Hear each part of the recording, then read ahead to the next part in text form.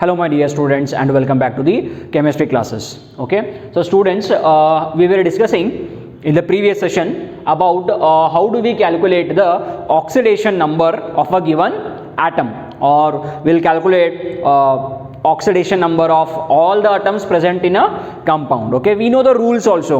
Okay, so in previous session we have even calculated the oxidation number of some of the atoms also.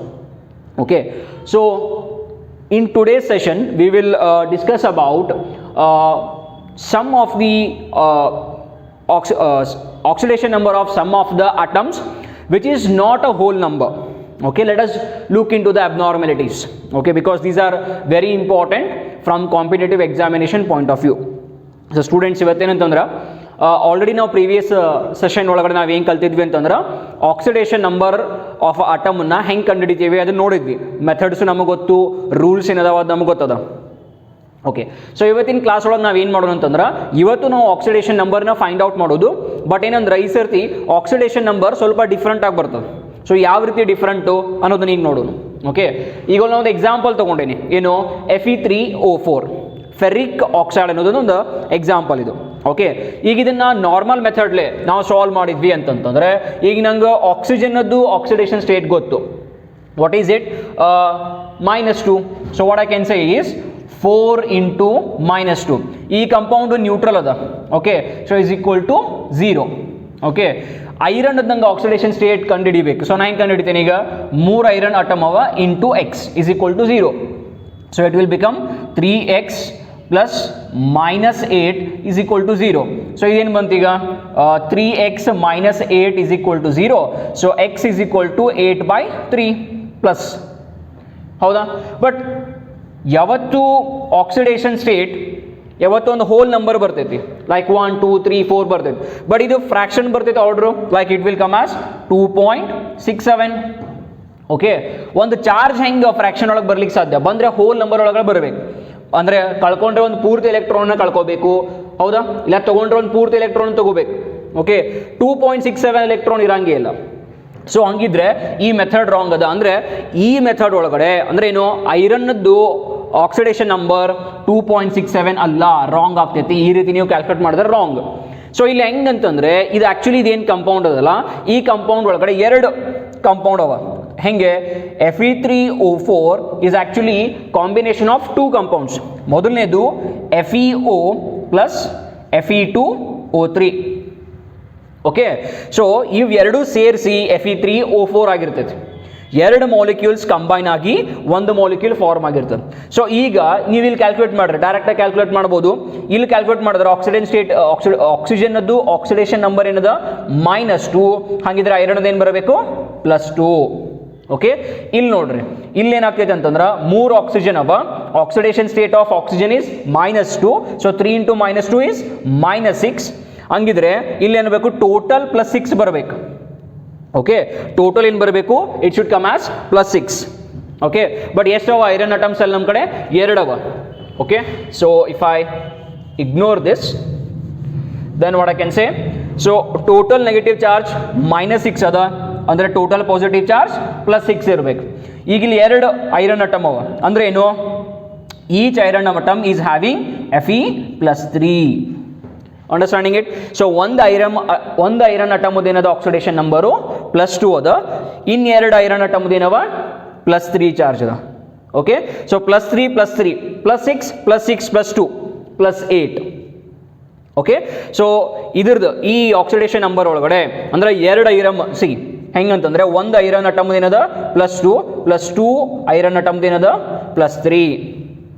Okay, so ಈ ರೀತಿ find out ಮಾಡ್ಬೇಕು. Okay, ಇದೇ ರೀತಿ examples ಯಾವ್ಯಾವ ಬರ್ತಾವ ಅಂತಂದ್ರೆ Mn3O4 ಇದು ಕೂಡ 2 ಮಾಲಿಕ್ಯೂಲ್ ಕಾಂಬಿನೇಷನ್. ಯಾವುದು?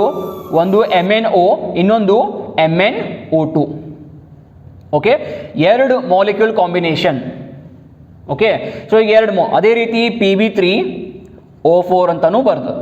ಸೊ ಈ Pb3O4 ಒಳಗಡೆ ಹೆಂಗಂತಂದ್ರೆ ಇದು ಸೇಮ್ PbO ಆ್ಯಂಡ್ PbO2.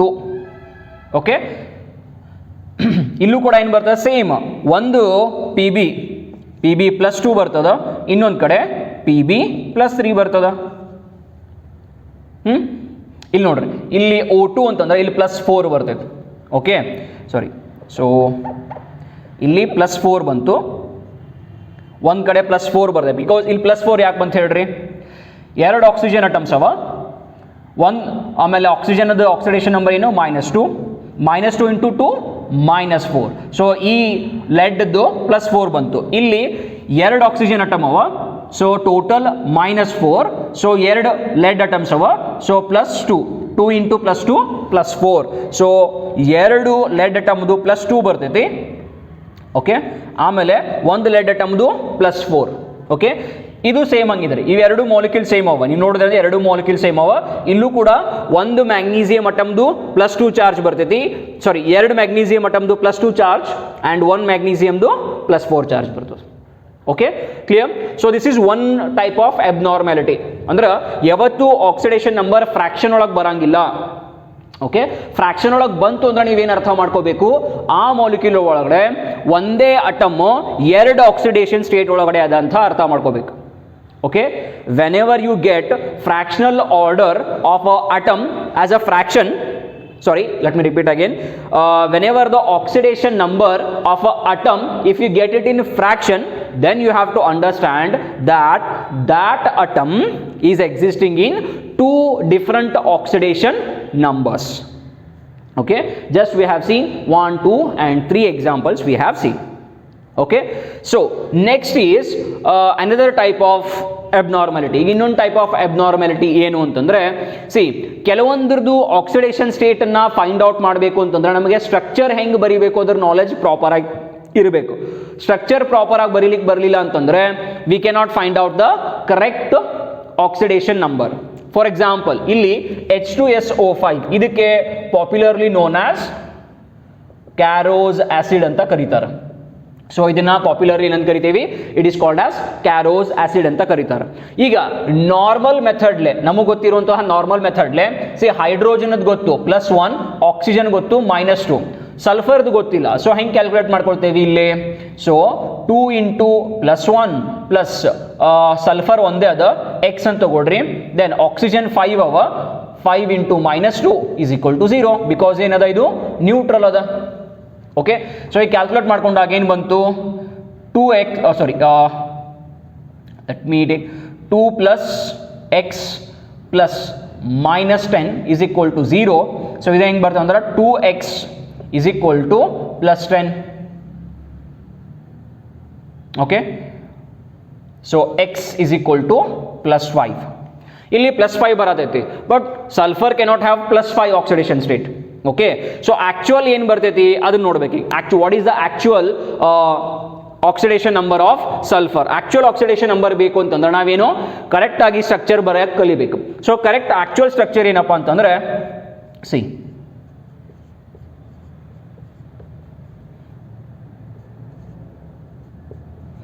ಇದು ನಿಮ್ದು ಕ್ಯಾರೋಸ್ ಆಸಿಡ್ ಇದು ಸ್ಟ್ರಕ್ಚರ್. ಈಗ ಈ ಕ್ಯಾರೋಸ್ ಆಸಿಡ್ ಸ್ಟ್ರಕ್ಚರ್ ಒಳಗಡೆ ನೀವು ನೋಡಿದ್ರಿ ಅಂತಂದ್ರೆ 5 ಆಕ್ಸಿಜನ್ಸ್ ಅವ.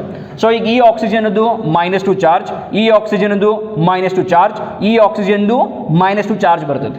ಓಕೆ, ಬಟ್ ಇವು ಎರಡುದ್ರದ್ದು ನೀವು ಕೇರ್ಫುಲ್ ಆಗಿ ಅಬ್ಸರ್ವ್ ಮಾಡಿದ್ರಿ ಅಂತಂದ್ರೆ ಇದು ಪರಾಕ್ಸೈಡ್ ಲಿಂಕೇಜ್ ಅಂತ ಕರಿತೇವೆ. ಏನು ಕರಿತೇವೆ? Per oxide. ಅಂದ್ರೆ ಒಂದು ಆಕ್ಸಿಜನ್ ಇನ್ನೊಂದು ಆಕ್ಸಿಜನ್ಗೆ ಕಂಬೈನ್ ಆಗಿದೆ. ಓಕೆ, ಸೊ ಈ ರೀತಿ ಇದ್ದಾಗ ಇಲ್ಲಿ -1 ಆಗ್ತೈತೆ, ಇದ್ರದ್ದು ಕೂಡ ಒಂದು -1 ಆಗ್ತೈತೆ, -2 ಬರೋದಿಲ್ಲ. ಹಂಗಿದ್ರೆ ಇದನ್ನ ನಾವು ಹೆಂಗೆ ಡಿವೈಡ್ ಮಾಡ್ಬೋದು? ಲೈಕ್ 2 × +1 ಪ್ಲಸ್ x ಪ್ಲಸ್, ಈಗ ನೀವು ಮಾಡ್ಕೊ ಅಂದ್ರೆ 3 ಆಕ್ಸಿಜನ್ ಅದು -2 ಐತಿ. So 3 × -2 plus 2 oxygen are carrying -1 = 0. Okay, then ಇದೇನು ಬರ್ತೈತಿ? 2 + x plus -6, okay, and plus -2 = 0. Okay, then this will be like 2 + x is equal to -6 minus -6 -2 -8 ಹಾಕೋದ್ರೆ +8 ಆಗ್ತೈತಿ. Okay, okay, then x is equal to 8 minus 2, it will be +6. Answer +6, but actual answer ಏನು +6. Okay, so then I have done wrong here.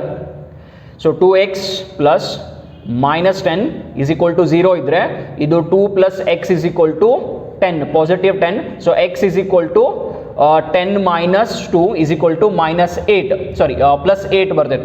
Sulphur ಯಾವತ್ತು highest oxidation state ಬರೋದೇ plus 6, ಅದ್ರ ಮೇಲೆ ಹೋಗಲ್ಲ. So but ಇಲ್ಲಿ ಏನು ಬರತೈತೆ ನಮಗೆ ಪ್ಲಸ್ 8 ಬರತೈತೆ. ಸೊ ದಿಸ್ ಈಸ್ ನಾರ್ಮಲ್ ಮೆಥಡ್ಲೆ ಕ್ಯಾಲ್ಕುಲೇಟ್ ಮಾಡಿದರೆ ರಾಂಗ್ ಬರ್ತೈತಿ. But sometimes we require the knowledge of structure, actual structure ಬರ ಕಲಿಬೇಕು. ಸೊ ಇದೊಂದು ಎಕ್ಸಾಂಪಲ್. ಇನ್ನೊಂದು ಎಕ್ಸಾಂಪಲ್ ನೋಡು. ಓಕೆ, ಇನ್ನೊಂದು ಎಕ್ಸಾಂಪಲ್ ಯಾವುದು ಅಂತಂದರೆ,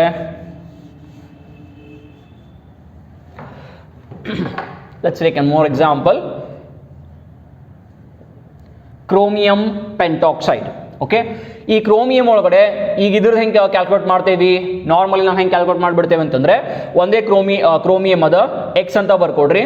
so 5 oxygen minus 2 is equal to 0. So x plus minus 10 is equal to 0. So x is equal to plus 10. minus 10 ಈ ಕಡೆ ತೊಗೊಂಡೇನೆ, ಪ್ಲಸ್ 10. ಕ್ರೋಮಿಯಂ ಯಾವತ್ತು ಆಕ್ಸಿಡೇಷನ್ ಸ್ಟೇಟ್ ಪ್ಲಸ್ 10 ಬರಕ್ಕೆ ಸಾಧ್ಯನೇ ಇಲ್ಲ, ಬರುವುದೇ ಇಲ್ಲ chromium plus 10. Then this method is wrong or this answer is wrong. Then ಕರೆಕ್ಟಾಗಿ ನಮಗೆ ಬರಬೇಕು ಅಂತಂದ್ರೆ ಕ್ರೋಮಿಯಮ್ ಆಕ್ಚುಯಲ್ ಸ್ಟ್ರಕ್ಚರ್ ಏನದಂತಂದ್ರೆ ಈ ರೀತಿ ಅದ.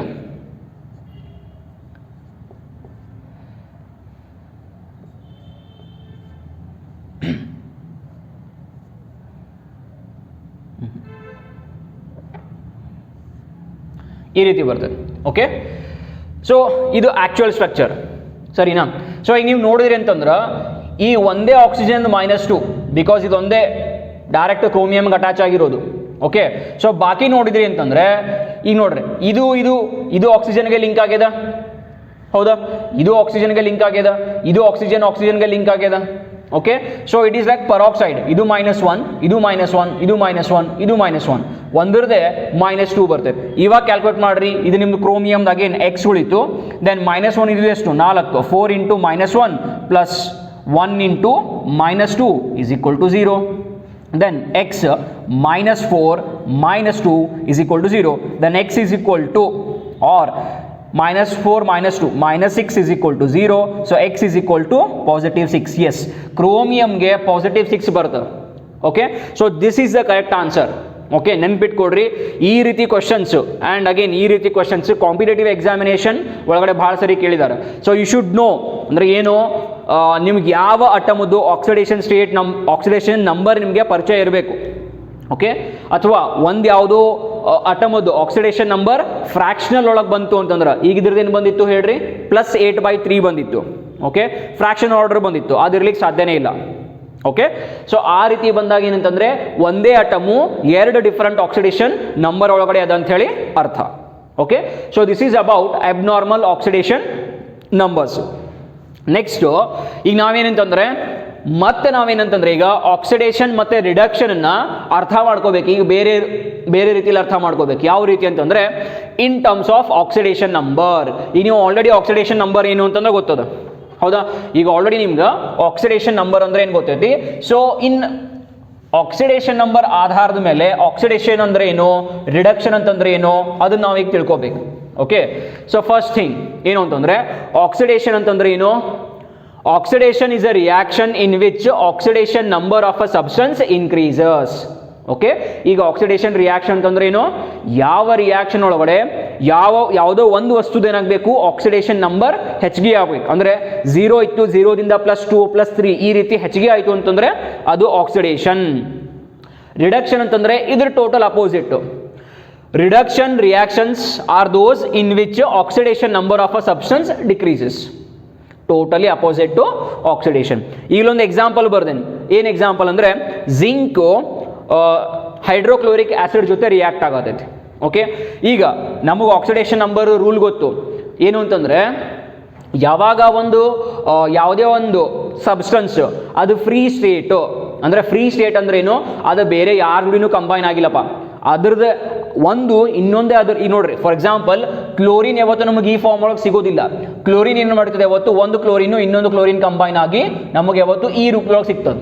ಓಕೆ, ಆಕ್ಸಿಜನ್ನು ಅಷ್ಟೇ. ಆಕ್ಸಿಜನ್ ನಮಗೆ ಯಾವತ್ತು ಬರೀ ಆಕ್ಸಿಜನ್ ಅಟಮ್ ಸಿಗುವುದಿಲ್ಲ, ಆಕ್ಸಿಜನ್ ಕಂಬೈನ್ ಆಗಿ O2 ಮಾಲಿಕ್ಯೂಲ್. ಅದೇ ರೀತಿ ಹೈಡ್ರೋಜನ್ ಕೂಡ ಹೈಡ್ರೋಜನ್ ಕಂಬೈನ್ ಆಗಿ H2 ಆಗಿರ್ತದೆ, ಹೈಡ್ರೋಜನ್ ಮಾಲಿಕ್ಯೂಲ್ ಆಗಿರ್ತೈತಿ. ಆದರೆ ನೋಬಲ್ ಗ್ಯಾಸಸ್ ಯಾವುದ್ರೂ ಕಂಬೈನ್ ಆಗೋದಿಲ್ಲ. ಓಕೆ, ನೋಬಲ್ ಗ್ಯಾಸಸ್ ಯಾವುದು? Helium, neon, argon, krypton, xenon and radon. Okay, ಇವು ಯಾವ್ದು ರೂಢಿ ಕಂಬೈನ್ ಆಗೋದಿಲ್ಲ. ಸೊ ಇವು ಒಂದೊಂದೇ ಅಟಮ್ ಒಳಗೆ ಸಿಗ್ತಾವೆ ನಿಮ್ಗೆ. ಓಕೆ, ನಾವು ಈಗ ಮೆಟಲ್ಸ್ ಕೂಡ ಅಷ್ಟೇ. ಮೆಟಲ್ಸು ನೀವು ನೇಚರಿಂದ ನೇಚರ್ ಒಳಗಡೆ ಹೆಂಗಿರ್ತಾವಪ್ಪ ಅಂದ್ರೆ ಕಂಬೈನ್ಡ್ ಇರ್ತಾವೆ. ಬಟ್ ಅದನ್ನ ನೀವು ಯಾವಾಗ ಪ್ಯೂರ್ ಮೆಟಲ್ ತೊಗೊಂತೀರಲ್ಲ ಅವಾಗ ಅದು ಬೇರೆ ಯಾವುದ್ರ ಜೋಡಿನೂ ಕಂಬೈನ್ ಆಗಿರೋದಿಲ್ಲ. ಓಕೆ, ಇಲ್ಲೂ ಜಿಂಕ್ ನೋಡ್ರಿ, ಬರೀ ಜಿಂಕ್ ಬರ್ದೇನೆ ಅಂದ್ರೆ ಇದು ಯಾವುದ್ರೂ ಕಂಬೈನ್ ಆಗಿಲ್ಲ, ಅಂದ್ರೆ ಇದು ಫ್ರೀ ಸ್ಟೇಟ್ ಒಳಗದ. ಯಾವತ್ತು ಒಂದು ಸಬ್ಸ್ಟೆನ್ಸ್ ಏನಾದರೂ ಫ್ರೀ ಸ್ಟೇಟ್ ಒಳಗೆ ಇರಬೇಕು, ಇಲ್ಲ ಎಲಿಮೆಂಟಲ್ ಅಥವಾ ನ್ಯಾಚುರಲ್ ಫಾರ್ಮ್ ಒಳಗಿದ್ದಾಗ ಅದರ ಆಕ್ಸಿಡೇಷನ್ ನಂಬರ್ ಏನಾಗಿರ್ತೈತಿ? 0. ಸೊ ಇಫ್ ಯು ಅಬ್ಸರ್ವ್, ಇಲ್ಲಿ ಜಿಂಕ್ದ ಆಕ್ಸಿಡೇಷನ್ ನಂಬರ್ ಏನು? 0. ಹೈಡ್ರೋಜನ್ನು ಕ್ಲೋರಿನ್ ಜೋಡಿ ಕಂಬೈನ್ ಆಗೈತೆ, ಅದರ ಅರ್ಥ ಅದರ ಆಕ್ಸಿಡೇಷನ್ ಸ್ಟೇಟ್ +1. ಕ್ಲೋರಿನ್ ಏನು ಬರ್ತದ? -1. ಓಕೆ, ಈಗ ಎಲ್ಲೆಲ್ಲಿ ಏನೇನು ಚೇಂಜಸ್ ಆಗೈತೆ ನೋಡ್ರಿ. ಓಕೆ, ಫಸ್ಟ್ ಜಿಂಕ್ ಈಗ ಏನಾಗಿದೆ? ಜಿಂಕ್ ಬರೀ ಫ್ರೀ ಸ್ಟೇಟ್ದಾಗ ಇದ್ದಿದ್ದು ಈಗ ಕ್ಲೋರಿನ್ ಜೋಡಿ ಕಂಬೈನ್ ಆಗೈತಿ. ಕಂಬೈನ್ ಆದ್ಮೇಲೆ ಇದ್ರ ಆಕ್ಸಿಡೇಷನ್ ಸ್ಟೇಟ್ ಏನು ಬರ್ತೈತಿ? +2. ಬಿಕಾಸ್ 2 ಕ್ಲೋರಿನ್ ಅವ, ಒಂದು chlorine oxidation number -1. So -1 × 2 it will be -2. So ಇಲ್ಲಿ -2 ಬಂತು ಅಂತಂದ್ರೆ ಇಲ್ಲೇನು ಬರಬೇಕು? +2. ಸೊ ಜಿಂಕ್ದು ಆಕ್ಸಿಡೇಷನ್ ನಂಬರ್ ಏನಾಗೈತೆ ಹೇಳ್ರಿ? ಹೆಚ್ಚಿಗೆ ಆಗೈತಾ ಕಮ್ಮಿ ಆಗೈತಾ? ಹೆಚ್ಚಿಗೆ ಆಗೈತಿ. ದೇರ್ ಫೋರ್ ಈ ರಿಯಾಕ್ಷನ್ಗೆ ಏನು ಕರಿಬೋದು ನೀವು? ಆಕ್ಸಿಡೇಷನ್ ಅಂತ ಕರಿತೀರಿ. ಓಕೆ, ನೆಕ್ಸ್ಟ್ ಇಲ್ಲಿ ಕ್ಲೋರಿನ್ ಆಕ್ಸಿಡೇಷನ್ ನಂಬರ್ ಏನದ? -1 ಐತಿ. ಹೈಡ್ರೋಜನ್ ನೋಡ್ರಿ +1 ಐತಿ. +1 ದಿಂದ ಏನಾಗೈತಿ? 0. ಹೈಡ್ರೋಜನ್ ತನ್ನ ನ್ಯಾಚುರಲ್ ಫಾರ್ಮ್ ಒಳಗಡೆ ಅದ. ಸೊ ಇಲ್ಲೇನಾಯ್ತು? +1 ದಿಂದ ಏನಾಯ್ತು? 0 ಬಂತು. ಅದರ ಅರ್ಥ ಆಕ್ಸಿಡೇಷನ್ ನಂಬರ್ ಏನಾಗಿದೆ? ಡಿಕ್ರೀಸ್ ಆಗಿದೆ. ದೇರ್ ಫೋರ್ ಇದಕ್ಕೆ ಏನು ಕರಿತೇವೆ ನಾವು? ರಿಡಕ್ಷನ್ ಅಂತ ಕರಿತೇವೆ. ಇನ್ನು ಪ್ರಶ್ನೆ ಏನು ಬರುವುದು ಅಂತಂದ್ರೆ, ಅಗೇನ್ ಇಲ್ಲಿ ನೀವು ಡಿಫೈನ್ ಮಾಡಬೇಕು ಏನು ಆಕ್ಸಿಡೈಸಿಂಗ್ ಏಜೆಂಟ್ ಅಂತಂದ್ರೆ ಏನು. Okay, substance which increases the oxidation number of other substance. Okay, ಆಮೇಲೆ ರೆಡ್ಯೂಸಿಂಗ್ ಏಜೆಂಟ್ ಅಂದ್ರೆ ಇದು total opposite. Okay, that is substance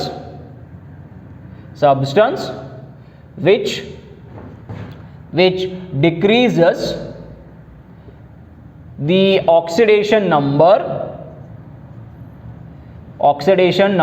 of other substance. Okay, so ಈಗ ಆಕ್ಸಿಡೇಷನ್ ಅಂತಂದ್ರೆ ಆಕ್ಸಿಡೇಷನ್ ರಿಯಾಕ್ಷನ್ ಅಂದ್ರೆ ಏನು? ಯಾವ ರಿಯಾಕ್ಷನ್ ಒಳಗಡೆ ಆಕ್ಸಿಡೇಷನ್ ಸ್ಟೇಟ್ ಏನಾಗಿರಬೇಕು? ಹೆಚ್ಚಿಗೆ ಆಗಿರಬೇಕು. ರಿಡಕ್ಷನ್ ಅಂತಂದ್ರೆ ಏನು? Reaction in which oxidation number has reduced. Okay, oxidising agent ಅಂದ್ರೆ ಏನು? ಯಾವುದು ಮತ್ತೊಂದು ವಸ್ತುವಿಂದು ಆಕ್ಸಿಡೇಷನ್ ಸ್ಟೇಟ್ ಹೆಚ್ಚಿಗೆ ಮಾಡ್ತದೆ. ಇಲ್ಲಿ ನೋಡಿದ್ರಿ ಅಂತಂದ್ರೆ ಹೈಡ್ರೋಜನ್ನು ಜಿಂಕ್ದ ಆಕ್ಸಿಡೇಷನ್ ಸ್ಟೇಟ್ ಹೆಚ್ಚಿಗೆ ಮಾಡೈತಿ ಅಥವಾ ಟೋಟಲಿ ಇಲ್ಲಿ. ಓಕೆ, ಇಲ್ಲಿ ನೋಡಿದ್ರೆ ಏನಾಗ್ತೈತೆ ನಿಮಗೆ? ಸೊ ಈಗ ಈ ರಿಯಾಕ್ಷನ್ ಒಳಗಡೆ ಆಕ್ಸಿಡೈಸಿಂಗ್ ಏಜೆಂಟ್ ಯಾವ್ದಾಯ್ತು? HCl. ಓಕೆ, ಆಮೇಲೆ ರೆಡ್ಯೂಸಿಂಗ್ ಏಜೆಂಟ್ ಯಾವ್ದಾಯ್ತು? ಜಿಂಕ್. ಕ್ಲಿಯರ್? ಓಕೆ, ಜಿಂಕ್ದು ಆಕ್ಸಿಡೇಷನ್ ಸ್ಟೇಟ್ ಏನಾಯ್ತು? ಹೆಚ್ಚಿಗೆ ಆಯಿತು. ಓಕೆ, ಸೊ ಇದ್ರ ಆಕ್ಸಿಡೇಷನ್ ಹೆಚ್ಚಿಗೆ ಆಯಿತು ಅಂದ್ರೆ ಇದು ಬೇರೆದವ್ರದ್ದು ಕಡಿಮೆ ಮಾಡಿರ್ತೈತಿ. ಜಿಂಕ್ದು ಆಕ್ಸಿಡೇಷನ್ ಸ್ಟೇಟ್ ಹೆಚ್ಚಿಗೆ ಆಯ್ತು ಅಂದ್ರೆ ಇದು ಬೇರೆದವ್ರದ್ದು ಆಕ್ಸಿಡೇಷನ್ ಸ್ಟೇಟ್ ಕಡಿಮೆ ಮಾಡಿರ್ತೈತಿ. ಸೊ ಇದೇನಾಯ್ತು ಇವಾಗ? Reducing agent.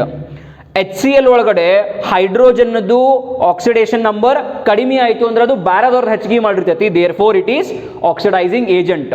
ಓಕೆ, ಈಗ ಇನ್ನೊಂದು ಎಕ್ಸಾಂಪಲ್ ನೋಡೋದಾದ್ರೆ, chlorine is reacting with 2Br-. ಈ ರಿಯಾಕ್ಷನ್ ಒಳಗಡೆ ಏನಾಗ್ತೈತೆ ಅಂದ್ರೆ 2Cl- ಪ್ಲಸ್ ಸ್ವಲ್ಪ ಕೆಳಗಡೆ ಬರೀದು better. Okay, Cl2 plus 2Br-. this is giving 2Cl- plus Br2. ಈಗ ಈ ರಿಯಾಕ್ಷನ್ ಒಳಗೆ ನೋಡಿದ್ರಿ ಅಂತಂದ್ರೆ ಇದು ಕ್ಲೋರಿನ್ ತನ್ನ ನ್ಯಾಚುರಲ್ ಫಾರ್ಮ್ ಒಳಗಡೆ ಅದ. So oxidation number 0. ಇಲ್ಲಿ Br- ಅಂದ್ರೆ 2 ಮೈನಸ್ ಸ್ಟೇಟ್ ಐತಿ. ಓಕೆ, 2Br, ಒಂದು Br ಒಂದು ಮೈನಸ್, ಬಟ್ 2 Br ಅವ. ಸೊ -2. ಓಕೆ, ಸೊ ಈಗ ಇಲ್ಲಿ ನೋಡ್ರಿ ಆಕ್ಸಿಡೇಷನ್ ಸ್ಟೇಟ್ ಆಫ್ ಕ್ಲೋರಿನ್ ಏನಾಗೈತಿ? 0 ದಿಂದ -1 ಆಯ್ತು. ಏನಾಯ್ತು? 0 ದಿಂದ -1. ಇಲ್ಲೇನಾಯ್ತು? 0 ದಿಂದ -1 ಆಯ್ತು. ಆಮೇಲೆ ಬ್ರೋಮಿನ್ ಇದ್ದು -1 ದಿಂದ ಏನು ಬಂತೀಗ ಇದು ನ್ಯಾಚುರಲ್ ಫಾರ್ಮ್ ಒಳಗೆ ಹೋಯ್ತು 0. ಓಕೆ, ಒಂದು 0ದಿಂದ -1 ಹೋಯ್ತು, ಇನ್ನೊಂದು -1 0 ಹೋಯ್ತು. ಇಲ್ಲಿ ನೋಡ್ರಿ ಕ್ಲೋರಿನ್ದು ಆಕ್ಸಿಡೇಷನ್ ಸ್ಟೇಟ್ 0ದಿಂದ -1 ಅಂತಂದ್ರೆ ಏನು ಡಿಕ್ರೀಸಿಂಗ್, ಏನಾಗತೈತಿ ಡಿಕ್ರೀಸ್ ಆಗತೈತಿ. ಸೊ ಯಾವಾಗ ಆಕ್ಸಿಡೇಷನ್ ಸ್ಟೇಟ್ ಡಿಕ್ರೀಸ್ ಆಗತೈತಿ ಅವಾಗ ಅದಕ್ಕೆ ಏನು ಕರಿತೀರಿ reduction. This is called as reduction. ಆಮೇಲೆ ಆಕ್ಸಿಡೇಷನ್ ಸ್ಟೇಟ್ ನೆಗೆಟಿವ್ದಿಂದ 0 ಬಂತು ಅಂದರೆ ಇನ್ಕ್ರೀಸಿಂಗ್. ಸೊ ಇದಕ್ಕೆ ಏನು ಕರಿತೀರಿ ಆಕ್ಸಿಡೇಷನ್. ಐ ಹೋಪ್ ನಿಮಗೆ ಆ ಬೇಸಿಕರೇ ಗೊತ್ತದ ಏನಂತಂದ್ರೆ 0 -1 +1. ಸೊ 0ದಿಂದ +1 ಹೋಯ್ತು ಇನ್ಕ್ರೀಸ್ ಆಗತೈತಿ, 0ದಿಂದ -1 ಬಂತು ಅಂದ್ರೆ ಡಿಕ್ರೀಸು. ಅದೇ ರೀತಿ -1ಇಂದ 0 ಹೋಯ್ತು ಅಂದ್ರೆ ಇನ್ಕ್ರೀಸಿಂಗ್, +1ಇಂದ 0 ಬಂತು ಅಂದ್ರೆ ಡಿಕ್ರೀಸಿಂಗ್. ಓಕೆ, ನೆನ್ಪಿಟ್ಕೊಡ್ರಿ. ಓಕೆ, ಸೊ ಈಗ ನೀವೇ ಹೇಳ್ರಿ ಇದ್ರದ್ದು ಆಕ್ಸಿಡೇಷನ್ ಸ್ಟೇಟ್ ಕಡಿಮೆ ಆಯಿತು. When the oxidation state of this is decreasing means this is oxidising agent or reducing agent. Okay, the oxidation state of this is decreasing means others will be increased, means this is your ಅದೇ ರೀತಿ ಇಲ್ಲಿ ನೋಡ್ರಿ Br minus ಏನಾಗೈತಿ oxidation state -1 ಇಂದ 0 ಆಯಿತು ಅಂದರೆ decreasing. ಇಲ್ಲಿ decrease ಆಯಿತು ಅಂತಂದ್ರೆ ಇದ್ರದ್ದು ಇನ್ಕ್ರೀಸ್ ಆಯಿತು. Okay, means this is sorry ಈಗ ಇದ್ರದ್ದು ಇನ್ಕ್ರೀಸ್ ಆಗತೈತಿ ಅಂದರೆ ಇದ್ರದ್ದು ಏನಾಯಿತು ಡಿಕ್ರೀಸ್ ಆಯಿತು. So this is decreasing this one. Okay, so Br minus is your reducing agent, right? And this is your oxidizing agent, right? Okay, so this is how do we identify oxidizing agent and reducing agent. Questions ಬರೋದಿದೆ. Okay, ಒಂದು reaction ಕೊಡ್ತಾರ, reaction ಒಳಗಡೆ they will directly ask you what is the oxidizing agent in the given reaction, and at the same time they will ask you what is the reducing agent in the given reaction. So you have to remember ಯಾವ reaction ಒಳಗಡೆ oxidation number increase ಆಗ್ಯದ, okay ಅದು oxidation. ಯಾವ reaction ಒಳಗಡೆ oxidation number decrease ಆಗ್ಯದ ಅದು reduction. Okay, ಆಮೇಲೆ oxidising agent ಅಂದ್ರೆ ಏನು which will increase the oxidation number of other, and reducing ಅಂತಂದ್ರೆ ಏನು which will reduce the oxidation number of others. Reducing agent this is oxidising agent. Okay, ನೆನ್ಪಿಟ್ಕೊಡ್ರಿ. Okay, ಈಗ already ನಾವೇನಂತಂದ್ರೆ oxidation reduction 3 way ಒಳಗೆ ಅರ್ಥ ಮಾಡ್ಕೊಂಡ್ವಿ. ಮೊದಲನೇದು ಕ್ಲಾಸಿಕಲ್ ಕಾನ್ಸೆಪ್ಟ್, ಅಲ್ಲಿ ಆಕ್ಸಿಡೇಷನ್ ಅಂತಂದ್ರೆ ಏನು oxidation means addition of oxygen or removal of hydrogen. Okay, classical concept. ಆಮೇಲೆ ಮಾಡರ್ನ್ ಕಾನ್ಸೆಪ್ಟ್ ಒಳಗಡೆ ಏನು ಕಲ್ತ್ವಿ oxidation is a reaction wherein loss of electrons will takes place and reduction means increase or gain of electron takes place. Okay, ಈಗ ಏನು ಕಲಿತೇವಿ what is oxidation reactions in which oxidation number increases and reduction means oxidation number decreases. ಇವು 3 concept clear ಇರಬೇಕು. ಅದೇ ರೀತಿ what is meant by oxidising agent and reducing agent. Clear? ಇಲ್ಲಿ 1 marks R 2 marks questions ಬರ್ತೈತಿ. Identify oxidising agent and oxidation reaction and reducing agent and reduction reactions. ಇದನ್ನು ಕರೆಕ್ಟಾಗಿ identify ಮಾಡೋಕ್ಕೆ ಕಲಿಬೇಕು ನೀವು. Okay, yes. ಸೊ ನಾವು we will study one more thing in this.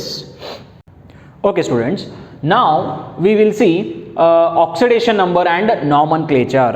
See, already you know the meaning of what is meant by nomenclature. Nomenclature means giving the name or assigning the name for the given compound. Okay, see, based on the oxidation number of an metal we can give a proper name to the given compound. Okay, ಈಗ ಈ concept ಅರ್ಥ ಏನು ಅಂತಂದರೆ oxidation number and ನಾಮನ್ಕ್ಲೇಚರ್. ಇದರ ಅರ್ಥ ಏನು? C, ಕೆಲವೊಂದು ಸರ್ತಿ ಈ ಮೆಟಲ್ ಕಂಪೌಂಡ್ ಸ್ಟೇಟ್ ಒಳಗಡೆ ಇದ್ದಾಗ ಒಂದು ಮೆಟಲು ನಾನ್ ಮೆಟಲ್ ಜೊತೆ ಕಂಬೈನ್ ಆಗಿ ಒಂದು ಕಂಪೌಂಡ್ ಫಾರ್ಮ್ ಮಾಡಿರ್ತೈತಿ. ಆ ಕಂಪೌಂಡ್ಗೆ ಹೆಂಗೆ ಹೆಸರಿಡಬೇಕು ಬೇಸ್ಡ್ ಆನ್ ಯಾವುದ್ರ ಮೇಲೆ ಆಕ್ಸಿಡೇಷನ್ ನಂಬರ್ ಆಧಾರದ ಮೇಲೆ ಹೆಂಗೆ ಹೆಸರಿಡ್ತೇವಿ?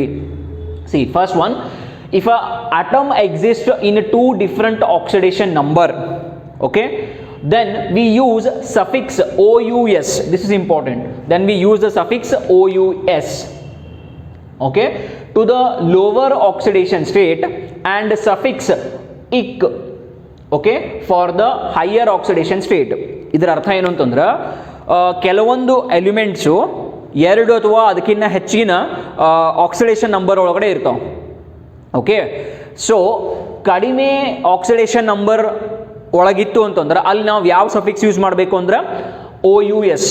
ಓಕೆ, ಆಮೇಲೆ ಹೈಯರ್ ಆಕ್ಸಿಡೇಷನ್ ಸ್ಟೇಟ್ ಇತ್ತು ಅಂತಂದ್ರೆ ಅಲ್ಲಿ ನಾವೇನು ಯೂಸ್ ಮಾಡ್ತೇವೆ ಸಫಿಕ್ಸ್ ಇಕ್ ಅಂತ.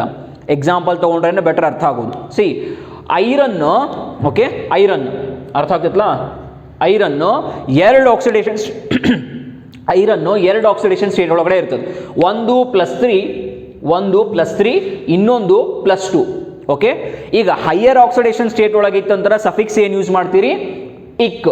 ಸೊ ಏನಾಗ್ತದೆ ಇದು ಫೆರ್ರಿಕ್, ಏನಂತ ಕರಿತೇವೆ ಇದಕ್ಕೆ ಫೆರ್ರಿಕ್ ಅಂತ ಕರಿತೇವೆ. ಲೋವರ್ ಆಕ್ಸಿಡೇಷನ್ ಸ್ಟೇಟ್ ಇತ್ತಂತಂದ್ರೆ ಅದಕ್ಕೆ ಏನು ಕರಿತೇವೆ ಫೆರ್ರಸ್, OUS. ಇಲ್ಲಿ OUS ಬಂತು, ಇಲ್ಲಿ ಇಕ್ ಬಂತು. Okay, so ferric higher oxidation state, ferrous lower oxidation state. Okay, ಈಗ ನೋಡ್ರಿ, ಈಗ ಒಂದು ಎಕ್ಸಾಂಪಲ್, ಇಲ್ಲಿ ಐರನ್ನು 3 ಕ್ಲೋರೈಡ್ ಜೊತೆ ಕಂಬೈನ್ ಆಗಿದೆ. ಸೊ ಇದಕ್ಕೆ ಏನು ಕರಿತೀವಿ ಅಂದ್ರೆ ಇಲ್ಲಿ 3 ನೆಗೆಟಿವ್ ಚಾರ್ಜ್ ಅದು, ಅಂದ್ರೆ ಇಲ್ಲಿ 3 positive charge. Okay, higher oxidation state ಒಳಗಡೆ ಅದು, ಅದಕ್ಕೆ ಏನು ಕರಿತೀವಿ ಫೆರ್ರಿಕ್ ಕ್ಲೋರೈಡ್. ಇದಕ್ಕೆ ಏನು ಕರಿತೀವಿ ಫೆರ್ರಿಕ್ ಕ್ಲೋರೈಡ್. ಆಮೇಲೆ ಇಲ್ಲಿ ನೋಡ್ರಿ, ಇಲ್ಲಿ ಸಲ್ಫೇಟ್ -2, ಇದೆಲ್ಲ ಸೇರಿಸಿನದ ಸಲ್ಫೇಟ್ -2, ಅದಕ್ಕೆ ಐರನ್ ಏನದ +2 ಸ್ಟೇಟ್ ಒಳಗಡೆ ಇರ್ತದೆ. ಸೊ ಅದಕ್ಕೆ ನಾವೇನು ಕರಿತೇವೆ ಫೆರ್ರಸ್ ಸಲ್ಫೇಟ್, ಫೆರ್ರಸ್ ಸಲ್ಫೇಟ್. ಸೊ ಇನ್ಮೇಲೆ ನೆನ್ಪಿಟ್ಕೋಬೇಕು, ಏನು ಇಕ್ ಬಂತಂದ್ರೆ ಏನು ಎಲಿಮೆಂಟು ಅದರದ್ದು ಹೈಯರ್ ಆಕ್ಸಿಡೇಷನ್ ಸ್ಟೇಟ್ ಒಳಗಡೆ ಅದ. OUS ಬಂತಂದ್ರೆ ಆ ಎಲಿಮೆಂಟ್ ಅದರದ್ದು ಲೋವರ್ ಆಕ್ಸಿಡೇಷನ್ ನಂಬರ್ ಒಳಗಡೆ ಅದ ಅಂತ ಹೇಳಿ ಅರ್ಥ.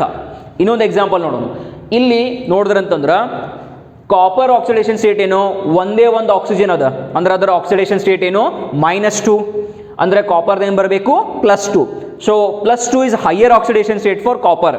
ಸೊ ಅದಕ್ಕೆ ಏನಾಗ್ತದ ಕ್ಯುಪ್ರಿಕ್ ಆಕ್ಸೈಡ್, ಇಲ್ಲೇನದ +2, higher oxidation state of copper is +2. So ಅದಕ್ಕೆ ಏನಾಗ್ತದೆ ಇದು ಕ್ಯುಪ್ರಿಕ್ ಆಕ್ಸೈಡ್. ನೆಕ್ಸ್ಟ್ ಇಲ್ಲಿ ನೋಡ್ರಿ, ಇಲ್ಲೇನದ್ರ 2 ಕಾಪರ್ 1 ಆಕ್ಸಿಜನ್ ಅದ.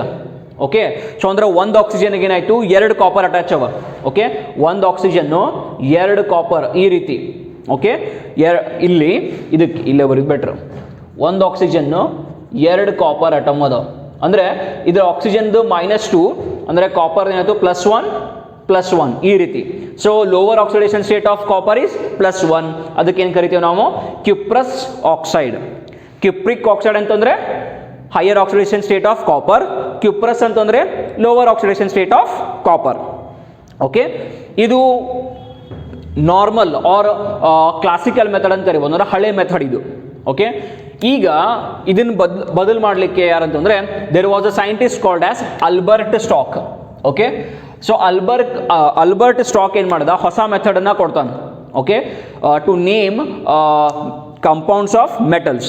ಓಕೆ, ಅದ್ರ ಪ್ರಕಾರ ಅದಕ್ಕೆ ಏನು ಕರೀತಾರೆ ಅಂದ್ರೆ ಸ್ಟಾಕ್ ಸಿಸ್ಟಮ್ ಅಂತ ಕರೀತಾರ. ಏನು ಕರಿತೇವಿ ಸ್ಟಾಕ್ ಸಿಸ್ಟಮ್. ಈ ಸ್ಟಾಕ್ ಸಿಸ್ಟಮ್ ಒಳಗಡೆ ಕಂಪೌಂಡನ್ನ ಯಾವ ರೀತಿ ನೇಮ್ ಮಾಡ್ತೇವಿ ಅಂತಂತಂದ್ರೆ, okay, in this the oxidation number of the metals is return in a capital Roman in letters.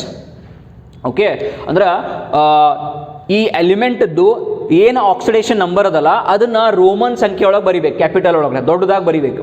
Okay, so ಅದಕ್ಕೆ ಏನು ಕರಿತೇವಿ ಸ್ಟಾಕ್ ಸಿಸ್ಟಮ್ ಅಂತ ಕರಿತೇವೆ. ಏನು ಕರಿತೇವಿ ಸ್ಟಾಕ್ ಸಿಸ್ಟಮ್. ಓಕೆ, ಎಕ್ಸಾಂಪಲ್ ನೋಡೋದು, ಇಲ್ಲಿ ಏನಿದು ಕ್ಯುಪ್ರಿಕ್ ಆಕ್ಸೈಡ್, ಇದು ಹಳೆ ಮೆಥಡ್ ಒಳಗೆ ಜಸ್ಟ್ ನೋಡೇವಿ, ಇದ್ರ ಹೆಸರು ಏನಾಗ್ತೈತಿ ಕ್ಯುಪ್ರಿಕ್ ಆಕ್ಸೈಡ್. ಆದ್ರೆ ನಮಗೆ ಗೊತ್ತಾಗಂಗಿಲ್ಲಲ್ಲ, ಇದು ಕ್ಯುಪ್ರಿಕ್ಕೋ ಕ್ಯುಪ್ರಸ್ಸೋ ಆ ಎಲಿಮೆಂಟ್ ಅದದು ಲೋವರ್ ಆಕ್ಸಿಡೇಷನ್ ಸ್ಟೇಟ್ ಅದನೋ ಹೈಯರ್ ಆಕ್ಸಿಡೇಷನ್ ಸ್ಟೇಟ್ ಅದನೋ ಹೆಂಗೆ ಗೊತ್ತಾಗಲ್ಲ. ಬಟ್ ಆಕ್ಸಿಡೇಷನ್ ಸ್ಟೇಟ್ ಅರೆ ಗೊತ್ತಾಗ್ತದ. ಓಕೆ, ಅದಕ್ಕೆ ಏನು ಮಾಡೋದು ಅಂತಂದ್ರೆ ಅದ್ರದ್ದು ಏನು ಆಕ್ಸಿಡೇಷನ್ ಸ್ಟೇಟ್ ಅದ ಅದನ್ನ ಏನು ಮಾಡೋದು ನಾವು ರೋಮನ್ ಸಂಖ್ಯೆ ಒಳಗೆ ಬರಿಬೇಕು. ನಿಮಗೆ ಆಲ್ರೆಡಿ ಹೈಸ್ಕೂಲ್ ಒಳಗೆ ಕಲ್ತೇ ಇರ್ತೀರಿ how to write in Roman letters 1 2 3 4 5 ಅದನ್ನು ಕಲ್ತೇ ಇರ್ತೀರಿ. So oxidation number of the metal ನಾವು ಎದ್ರಾಗ ಬರಿಬೇಕು ಅಂತಂದ್ರೆ ರೋಮನ್ ಸಂಖ್ಯೆ ಒಳಗೆ ಬರಿಬೇಕು. So we will be writing the oxidation state of the metals in capital Romans. Okay, because we don't know exactly what is the higher oxidation state of an element or the lower oxidation state of the element. We don't know. Therefore, we will be writing whatever the oxidation state of the element in the Roman. We will be writing that. Okay, for example, here if you see only one oxygen is there and its oxidation state will be -2. Therefore, copper has to be +2 because overall is compound is neutral. So what I have written is copper. This you can identify. Copper is present in second oxidation state. So copper to oxide. Okay. Now if you see here, sulfur is there. Its also oxidation number is -2. So iron is in +2. So we'll write iron to sulfide. Sulfide. Iron to sulfide. Next, here if you see, zinc is present in +2 because 2 chlorides are there, so -2 charge will be there. Okay, 1 chloride means 1 minus charge, 2 chlorides are there, therefore -2 charge. So it will be zinc is in +2 charge, so we'll write zinc 2 chloride. Then here this is interesting. Okay, now what is the state of, now we have to practice it faster. 3 oxygens are there, 1 oxygen's negative charge is -2, so -2 into 3, it will be total negative charge is -6. So there are 2 aluminium, so therefore each aluminium is carrying +3 charge. 2 into +3 it will be +6. So 3 into -2 it will be, 3 into -2 it will be how much? -6. So it will be balanced. 3 into -2 -6, 2 into +3 it will be +6. So each aluminium is in +3 oxidation state. So what I can write? Aluminium 3 oxide. Next, Mn2O7. So oxygen is -2, 7 into -2 -14. There are 2 manganese are there. So each manganese should contain +7. Then only 2 into 7 +14. Here 7 into -2 -14. Therefore manganese 7 oxide. Here potassium is in +2. You will leave it. Okay. Here main is chromium. Okay. Main is chromium. So 7 into -2 -14. Okay. +2 here balanced. Okay, so remaining how much? -12 is still need to be balanced. Okay, therefore 2 into +6 it will be how much? 12, +12 into +2 +14. Here 7 into -12 it is -14. So each chromium is 6. Oxidation number of each chromium atom is +6. So the name is potassium dichromate. Each chromium is having +6 oxidation state. Similarly it goes for vanadium pentoxide. Okay, so this is how we name the compounds based on their oxidation number.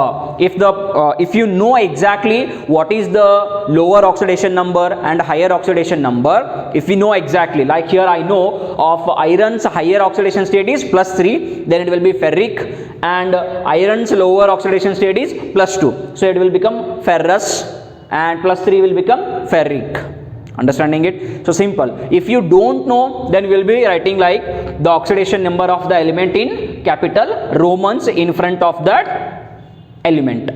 Okay, so this is about oxidation number and nomenclature. Okay, next we will study now about the different types of redox reactions. So let us see now the different types of redox reactions. Now we will discuss very important part in this chapter is types of the redox reactions. Okay, so the redox reactions are classified into 4 different types. Okay, so based on different reasons, the redox reactions are classified into 4 types. And what are those different 4 types of redox reactions? Let us see. So in that, the first type of redox reaction is combination reaction. Okay, so first, what is meant by combination? You already know what is my combination means. Addition. Combination refers to addition. So when 2 different substances, they will add and they will form new compound. So that is called as combination reaction. See, simple ಆಗಿ ಅರ್ಥ ಮಾಡ್ಕೊಡ್ರಿ. Combination ಅಂತಂದ್ರೇನು? addition. Okay, so 2 different substances add ಆಗಿ ಒಂದು ಹೊಸ compound form ಆಯಿತು ಅಂತಂತಂದರೆ ಅದಕ್ಕೆ ಯಾವ ರೀತಿ ರಿಯಾಕ್ಷನ್ ಕರಿತೀವಿ? ಕಾಂಬಿನೇಷನ್ ರಿಯಾಕ್ಷನ್ ಅಂತ ಕರಿತೀವಿ. Okay, very simple. 2 ಸಬ್ಸ್ಟೆನ್ಸ್ ಸೇರಿಸಿ ಒಂದು ಹೊಸ ಕಂಪೌಂಡ್ ಫಾರ್ಮ್ ಆಗಬೇಕು. ಬಟ್ ಅಲ್ಲಿ ಒಂದು ಕಂಡೀಷನ್ ಅದ. ಏನು ಕಂಡೀಷನ್ ಅಂತಂದ್ರೆ ಏನು, ಅಲ್ಲಿ ಯಾವುದೋ ಒಂದು ಅಡಿಷನ್ ಆಗುವಂತಹ ಸಬ್ಸ್ಟೆನ್ಸು ಅದು ತನ್ನ ನ್ಯಾಚುರಲ್ ಫಾರ್ಮ್ ಒಳಗಿರಬೇಕು ಅಥವಾ ಎಲಿಮೆಂಟಲ್ ಫಾರ್ಮ್ ಒಳಗಿರಬೇಕು. ಫಾರ್ ಎಕ್ಸಾಂಪಲ್ ಇಲ್ಲಿ ನೋಡ್ರಿ, carbon is reacting with oxygen and oxygen is present in its elemental or molecular form, natural form ಒಳಗಡೆ oxygen ಇಲ್ಲಿ.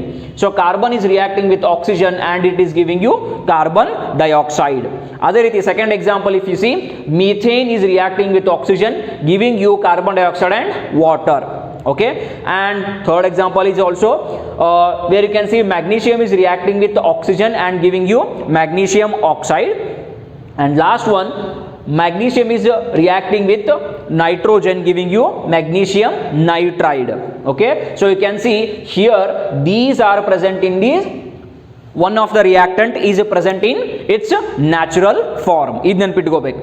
What are combination reactions? Combination reaction ಒಳಗಡೆ ಎರಡು reactant ಅಥವಾ ಎರಡು ಸಬ್ಸ್ಟೆನ್ಸಸ್ಸು combine ಆಗಿ ಒಂದು ಹೊಸ ಕಂಪೌಂಡ್ ಫಾರ್ಮ್ ಆಗ್ತೈತಿ. ಬಟ್ ಇದು ಕಾಂಬಿನೇಷನ್ ರಿಯಾಕ್ಷನ್. ಬಟ್ ಅಲ್ಲಿ ಒಂದು ಕಂಡೀಷನ್ ಏನು, ಯಾವುದೋ ಒಂದು ರಿಯಾಕ್ಟೆಂಟು ಅದರದ್ದು ನ್ಯಾಚುರಲ್ ಫಾರ್ಮ್ ಒಳಗಡೆ ಇರಲೇಬೇಕು. This is the condition.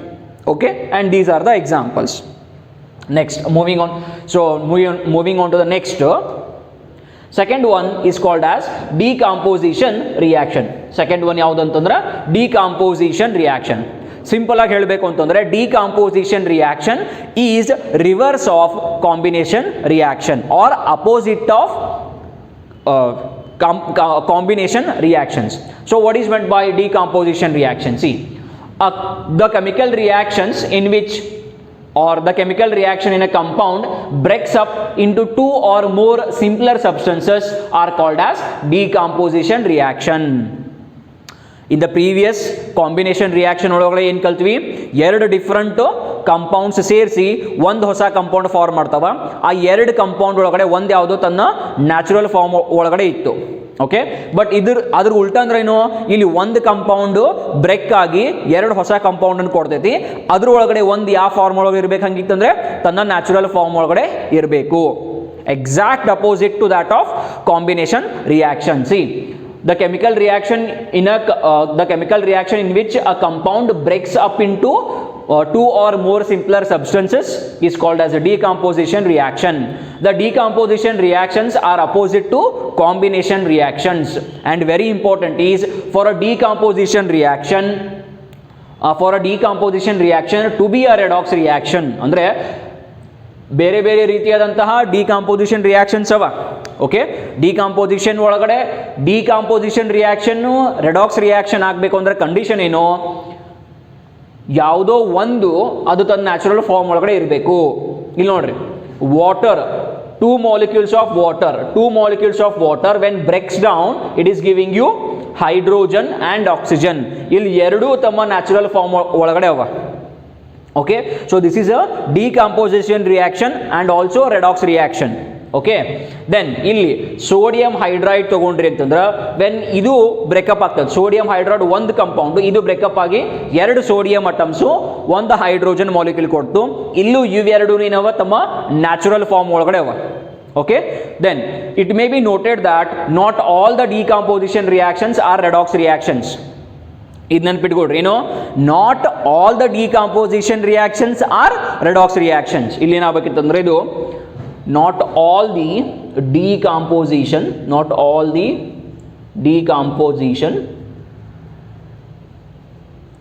reactions. Okay, it may be noted that not all the decomposition reactions are redox reaction. ಯಾಕೆ ಹೇಳ್ರಿ, ರೆಡಾಕ್ಸ್ ರಿಯಾಕ್ಷನ್ ಒಳಗಡೆ ಯಾವುದೋ ಒಂದು ಪ್ರಾಡಕ್ಟು ತನ್ನ ನ್ಯಾಚುರಲ್ ಫಾರ್ಮ್ ಒಳಗೆ ಇರಬೇಕು. ಇಲ್ಲಿ ನೋಡ್ರಿ, ಇದು ಒಂದು ಡಿಕಾಂಪೋಸಿಷನ್ ರಿಯಾಕ್ಷನ್. ಈ ರಿಯಾಕ್ಷನ್ ನೀವು ಏನು ಮಾಡ್ತೀರಿ ಅಂತಂದ್ರೆ ಈ ಒಂದು ಕಂಪೌಂಡ್ ಎರಡು ಕಂಪೌಂಡ್ ಒಳಗಾಗಿ ಬ್ರೇಕ್ ಆಗಿದೆ, ಬಟ್ ಇಲ್ಲಿ ಯಾವುದೂ ನ್ಯಾಚುರಲ್ ಫಾರ್ಮ್ ಒಳಗಡೆ ಇಲ್ಲ. Carbon dioxide is a combination of again carbon and oxygen. Okay, so ಇದು ಪ್ಯೂರೆಸ್ಟ್ ಫಾರ್ಮ್ ಅಲ್ವೇ ಅಲ್ಲ. ಅಗೇನ್ ಕ್ಯಾಲ್ಸಿಯಂ ಬೇರೆ, ಆಕ್ಸಿಜನ್ ಬೇರೆ. ಓಕೆ, ಸೊ ಇವೆರಡೂ ಕೂಡ ತಮ್ಮ ನ್ಯಾಚುರಲ್ ಫಾರ್ಮ್ ಒಳಗಡೆ ಇಲ್ಲ ಅಥವಾ ಎಲಿಮೆಂಟಲ್ ಫಾರ್ಮ್ ಒಳಗಡೆ ಇಲ್ಲ.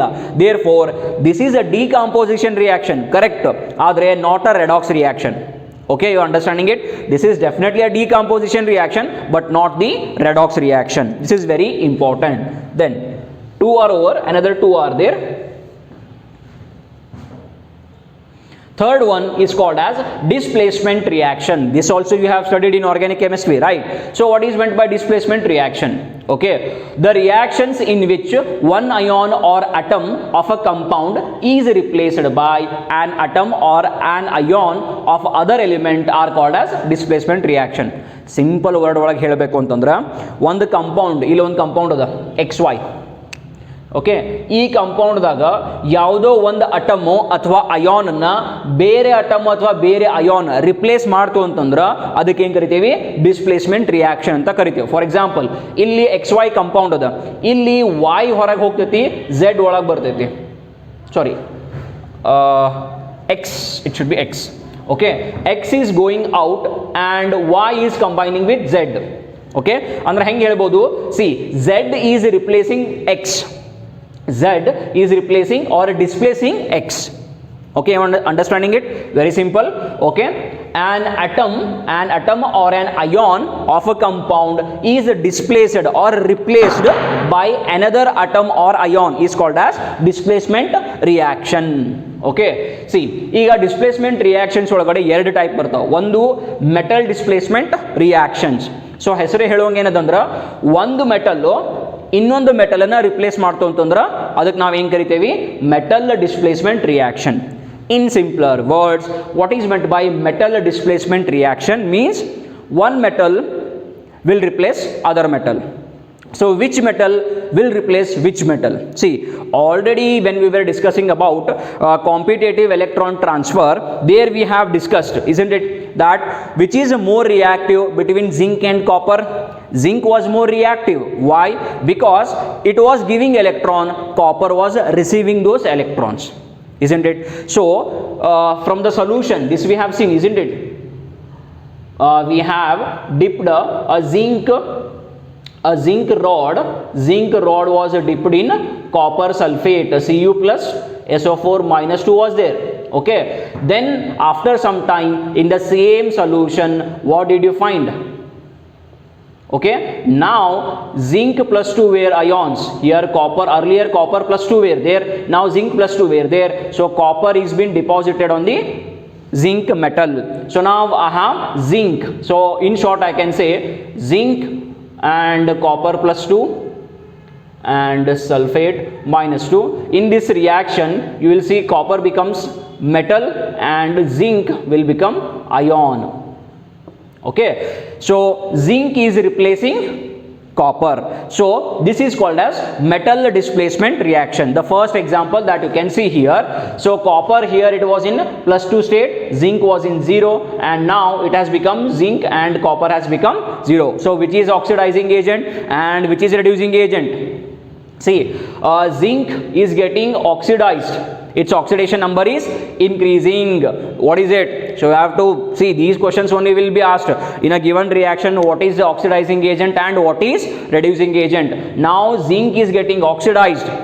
Okay, means it is reducing others, therefore it is your reducing agent, and copper is now your oxidizing agent.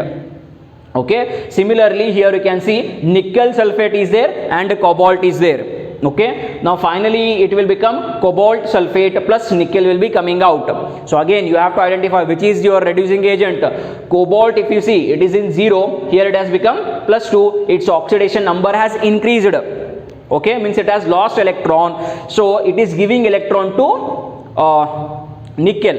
Okay, so now again it is reducing agent and that will be your oxidizing agent. So remaining examples are also like that only. Now in the last example you can clearly see here, see, among these two which is oxidizing agent and which is reducing agent, I will clearly say this is oxidizing agent now. Why? Because see, it has oxygen. Okay, classical concept if I follow, the compound which will give oxygen is called as oxidizing agent. So now it has oxygen, so it is giving oxygen to aluminum. This is oxidizing agent, this is reducing agent. In this way also you can identify. Okay, if one compound is having oxygen, another does not having oxygen, and later in the reaction if this and oxygen have combined, means earlier which is having oxygen is your oxidizing agent. ಈ reaction ಒಳಗಡೆ ನಾನು clearly ಹೇಳ್ತೇನೆ, ನಾ ಇಲ್ಲೇನು oxidation state ಏನು calculate ಮಾಡೋಂಗಿಲ್ಲ, ಅದನ್ನು ಡೈರೆಕ್ಟಾಗಿ ಹೇಳ್ತೀನಿ, ಇದು ಆಕ್ಸಿಡೈಸಿಂಗ್ ಏಜೆಂಟ್. ಯಾಕೆ? ಇದ್ರ ಕಡೆ ಆಕ್ಸಿಜನ್ ಅದ, ಈಗ ಆಲ್ರೆಡಿ ಆಕ್ಸಿಜನ್ ಅದ. ಈ ರಿಯಾಕ್ಷನ್ ಒಳಗಡೆ ಆಕ್ಸಿಜನ್ ಇಲ್ಲಿಂದ ಅಲ್ಯೂಮಿನಿಯಂ ಜೋಡಿ ಕಂಬೈನ್ ಆಯಿತು ಅಂದರೆ ಇದು ಆಕ್ಸಿಜನ್ ಕೊಡತೈತೆ ಅಲ್ಯೂಮಿನಿಯಂ, ಅದಕ್ಕೆ ಇದು ಏನು ಆಕ್ಸಿಡೈಸಿಂಗ್ ಏಜೆಂಟು, ಇದು reducing agent. Okay, every time ನೀವು ಆಕ್ಸಿಡೇಷನ್ ನಂಬರ್ ಚೆಕ್ ಮಾಡಬೇಕಂತ ಏನಿಲ್ಲ. Okay, so you can clearly identify like this also. ಅಂದರೆ ಕ್ಲಾಸಿಕಲ್ ಕಾನ್ಸೆಪ್ಟ್ ನಿಮಗೆ ಕರೆಕ್ಟಾಗಿ ಅರ್ಥ ಆಗಿತ್ತು ಅಂದ್ರೂ ನೀವು ಈ ರೀತಿ ಎಕ್ಸಾಮಿನೇಷನ್ ಒಳಗಡೆ ಆನ್ಸರ್ನ ಸಾಲ್ವ್ ಮಾಡ್ಕೋಬಹುದು. ಸೊ ಈಗ ಮೆಟಲ್ ಡಿಸ್ಪ್ಲೇಸ್ಮೆಂಟ್ ರಿಯಾಕ್ಷನ್ ಅಂತಂದ್ರೆ ಏನು? ಒಂದು ಮೆಟಲ್ ಇನ್ನೊಂದು ಮೆಟಲ್ನ ಡಿಸ್ಪ್ಲೇಸ್ ಮಾಡೋದು. ಇಲ್ಲಿ ನೋಡ್ರಿ, ಜಿಂಕ್ ಇದ್ದಿದ್ದು ಕಾಪರ್ನ ರಿಪ್ಲೇಸ್ ಮಾಡ್ತು, ಇಲ್ಲಿ ಕೋಬಾಲ್ಟ್ ಇದ್ದಿದ್ದು ನಿಕ್ಕಲ್ನ ರಿಪ್ಲೇಸ್ ಮಾಡ್ತು, ಇಲ್ಲಿ ಮೆಗ್ನೀಷಿಯಮು ಟಿಟಾನಿಯಮನ್ನು ರಿಪ್ಲೇಸ್ ಮಾಡ್ತು, ಇಲ್ಲಿ ಅಲ್ಯೂಮಿನಿಯಮು ಐರನನ್ನು ರಿಪ್ಲೇಸ್ ಮಾಡ್ತು. ಯಾವುದನ್ನ ರಿಪ್ಲೇಸ್ ಮಾಡತೈತಿ? ಈಗ ನೋಡ್ರಿ, ಇಲ್ಲಿ ಕೋಬಾಲ್ಟು ನಿಕ್ಕೆಲ್ನ ರಿಪ್ಲೇಸ್ ಮಾಡ್ತಾ, ಅದರ ಅರ್ಥ ಕೋಬಾಲ್ಟ್ ಜಾಸ್ತಿ ರಿಯಾಕ್ಟಿವ್ ಅದ, ನಿಕ್ಕೆಲ್ ಸ್ವಲ್ಪ ಕಡಿಮೆ ರಿಯಾಕ್ಟಿವ್ ಅದ. ಓಕೆ, ಇಲ್ಲೂ ಅಷ್ಟೇ, zinc more reactive, copper less reactive. ಯಾಕೆ ಹೇಳ್ರಿ? ಬಿಕಾಸ್ ಜಿಂಕ್ ಎಲೆಕ್ಟ್ರಾನ್ ಕೊಡತೈತಿ, ಯಾವ್ದು ಎಲೆಕ್ಟ್ರಾನ್ ಕೊಡೋ ಟೆಂಡೆನ್ಸಿ ಜಾಸ್ತಿ ಇರ್ತದೋ ಅದು ಮೋರ್ ರಿಯಾಕ್ಟಿವ್ ಇರ್ತದೆ. Okay, so this is about metal displacement reactions. So next one is obviously ಏನಾಗಿರ್ತದ? non-metal displacement reactions. So second one is non-metal displacement reactions. Okay, non-metal displacement reaction ಅಂತಂದ್ರೇನು? The non-metal displacement redox reactions are mainly hydrogen displacement or oxygen displacement. Simple, ಇಲ್ಲಿ ನಿಮ್ಗೆ ಅರ್ಥ ಆಗೋಗ್ಬಿಡ್ತು. ಆಗಲೇ ಒಂದು metal ಇನ್ನೊಂದು ಮೆಟಲ್ನ replace ಮಾಡತ್ತಿತ್ತು, ಇಲ್ಲಿ ಒಂದು ಮೆಟಲ್ಲು ಹೈಡ್ರೋಜನನ್ನು ಅಥವಾ ಆಕ್ಸಿಜನನ್ನು ರಿಪ್ಲೇಸ್ ಮಾಡ್ತೈತೆ. ಹೆಂಗೆ? ಎಕ್ಸಾಂಪಲ್ ನೋಡೋಣ. ಇಲ್ಲಿ ನೋಡ್ರಿ, ಇದು ವಾಟರ್ ಅದ, ಈಗ ಮೆಟಲ್ಲು ವಾಟರ್ ಜೊತೆ ರಿಯಾಕ್ಟ್ ಆಗಿ ಇಲ್ಲೇನಾಯ್ತು? ಸೋಡಿಯಂ ಹೈಡ್ರಾಕ್ಸೈಡ್ ಫಾರ್ಮ್ ಆಯ್ತು. ಅಂದ್ರೆ 4 ಹೈಡ್ರೋಜನ್ ಇದ್ದು ಇಲ್ಲಿ, ಹೌದಾ? ಈಗ 2 ಹೈಡ್ರೋಜನನ್ನು 2 ಸೋಡಿಯಂ ರಿಪ್ಲೇಸ್ ಮಾಡ್ತು. ಓಕೆ, ಸೊ ನಮ್ಗೇನು ಸಿಕ್ತಲ್ಲಿ? ಹೈಡ್ರೋಜನ್ ಗ್ಯಾಸ್ ಲಿಬರೇಟ್ ಆಯಿತು. ಸೊ ನಾನ್ ಮೆಟಲ್ ಅಂತಂದ್ರೇನು? ನಾನ್ ಮೆಟಲ್ ಡಿಸ್ಪ್ಲೇಸ್ಮೆಂಟ್ ರಿಯಾಕ್ಷನ್ ಅಂತಂದರೆ ಒಂದು ಮೆಟಲ್ಲು ಇನ್ನೊಂದು ನಾನ್ ಮೆಟಲನ್ನು ರಿಪ್ಲೇಸ್ ಮಾಡೋದು. ಇಲ್ಲಿ 2 ಸೋಡಿಯಮ್ಮು 2 ಹೈಡ್ರೋಜನನ್ನು ರಿಪ್ಲೇಸ್ ಮಾಡ್ತು, ಅಂದರೆ 2 ಹೈಡ್ರೋಜನ್ ಕಂಬೈನ್ ಆಗಿ ಹೈಡ್ರೋಜನ್ ಮಾಲಿಕ್ಯೂಲ್ ಆಗಿ ಇದು ಗ್ಯಾಸ್ ಆಗಿ ಹೊರಗಡೆ ಹೋಯಿತು. ನಮ್ಗೇನು ಸಿಕ್ತು? ಸೋಡಿಯಂ ಹೈಡ್ರಾಕ್ಸೈಡ್ ಸಿಕ್ತು. ಅದೇ ರೀತಿ ಕ್ಯಾಲ್ಸಿಯಮ್ಮು ವಾಟರ್ ಜೊತೆ ರಿಯಾಕ್ಟ್ ಆಗಿ ಕ್ಯಾಲ್ಸಿಯಂ ಹೈಡ್ರಾಕ್ಸೈಡ್ ಫಾರ್ಮ್ ಮಾಡ್ತೈತಿ, ಹೈಡ್ರೋಜನ್ ಗ್ಯಾಸ್ ಆಗಿ ಇವ್ಯಾಪೊರೇಟ್ ಆಯಿತು. ಅಂದರೆ ಆಸ್ ಪರ್ ಡೆಫಿನೇಷನ್ ಏನು? Non metal displacement reactions are those in which oxygen or hydrogen is replaced by metal. Okay, then second point ಏನು ಹೇಳ್ತೈತಿ? Less reactive metals such as magnesium and iron react with steam. ಈಗಂದ್ರೆ ಯಾವುದು ಜಾಸ್ತಿ reactive ಅದ ಅದು cold water ಜೊತೆ react ಆಗ್ತದೆ, cold water.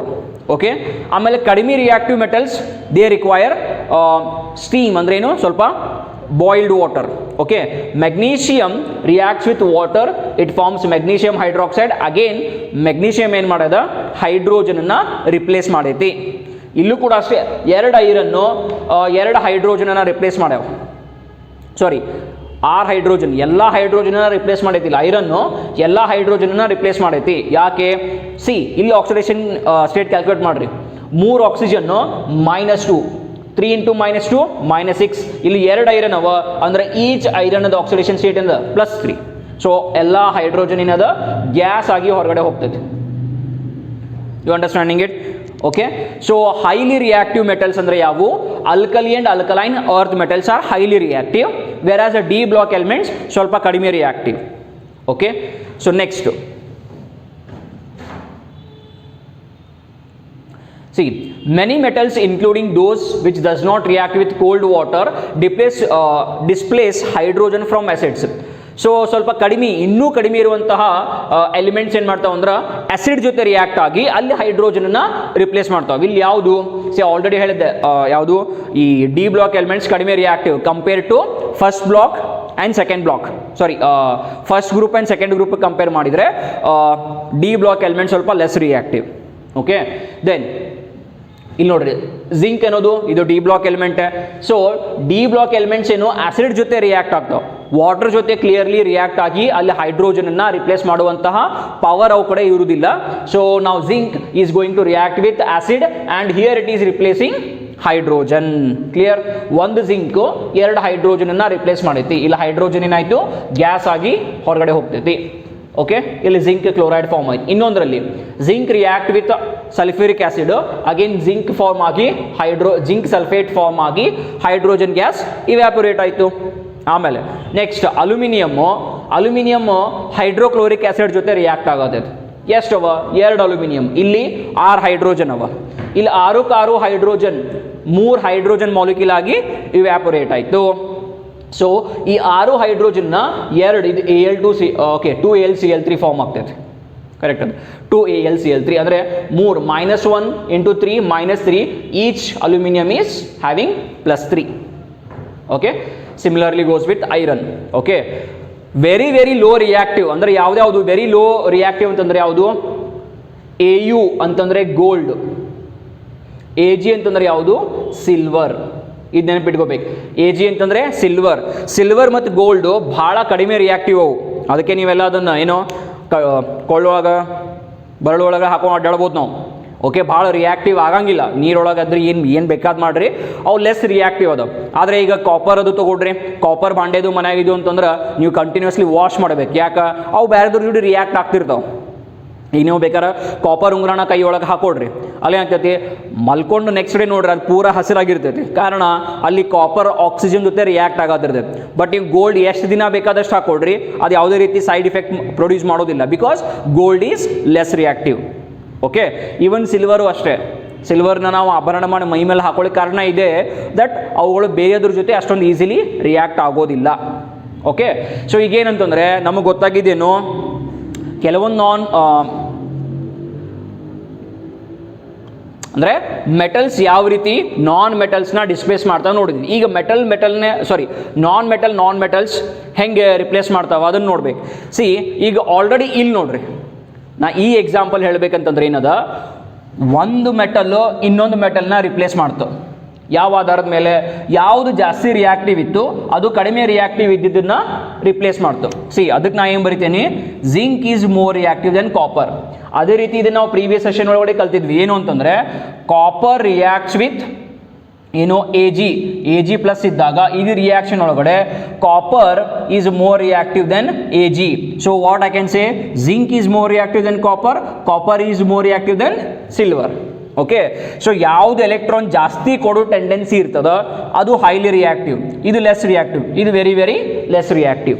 So based on the ability to donate electron, ಅಂದರೆ ಯಾವುದಕ್ಕೆ ಎಲೆಕ್ಟ್ರಾನ್ ಕೊಡೋ ಕೆಪಾಸಿಟಿ ಜಾಸ್ತಿ ಅದ, ಎಬಿಲಿಟಿ ಜಾಸ್ತಿ ಅದ, ಅದು ಹೈಲಿ ರಿಯಾಕ್ಟಿವ್ ಇರ್ತದೆ. ಈ ಆಧಾರದ ಮೇಲೆ ನಾವೇನು ಮಾಡಿದ್ವಿ, ಎಲೆಕ್ಟ್ರೋಕೆಮಿಕಲ್ ಸೀರೀಸ್ನ ಫಾರ್ಮ್ ಮಾಡಿದ್ವಿ, ಅಥವಾ ಒಂದು ಟೇಬಲ್ ಮಾಡ್ತೇವೆ. ಟೇಬಲ್ ಮಾಡಿ ಹೇಳ್ಬೋದು ಯಾವುದು ಜಾಸ್ತಿ ರಿಯಾಕ್ಟಿವ್ ಅದ, ಯಾವುದು ಕಡಿಮೆ ರಿಯಾಕ್ಟಿವ್ ಅದ ಅಂತ ಹೇಳ್ಬೋದು. ಅದೇ ರೀತಿ ನಾನ್ ಮೆಟಲ್ಸ್ ಒಳಗಡೆ ಅದೇ ರೀತಿ ಆಗ್ತದೆ. ಇನ್ನು ಒಂದು ನಾನ್ ಮೆಟಲ್ಲು ಇನ್ನೊಂದು ನಾನ್ ಮೆಟಲ್ನ ಯಾವ ರೀತಿ ರಿಪ್ಲೇಸ್ ಮಾಡ್ತೈತಿ, ಯಾವುದ್ರ ಆಧಾರದ ಮೇಲೆ ಅಂತಂದರೆ ಎಲೆಕ್ಟ್ರೋನೆಗೆಟಿವಿಟಿ.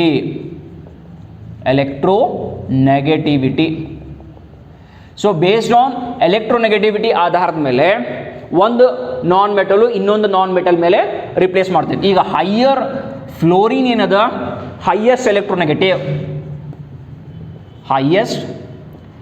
ಎಲೆಕ್ಟ್ರೋನೆಗೆಟಿವ್. ಸೊ ಫ್ಲೋರಿನ್ ಯಾವುದ್ರ ಜೋಡಿ ಬೇಕಾದಷ್ಟು ರಿಯಾಕ್ಟ್ ಆದ್ರೂ ಫ್ಲೋರಿನ್ ಅದನ್ನು ರಿಪ್ಲೇಸ್ ಮಾಡ್ತಾ, ಅಂದರೆ ಫ್ಲೋರಿನ್ ಯಾವತ್ತು ಎಲೆಕ್ಟ್ರಾನ್ ಗೇನ್ ಮಾಡ್ಕೊಳ್ತದೆ. Okay, so fluorine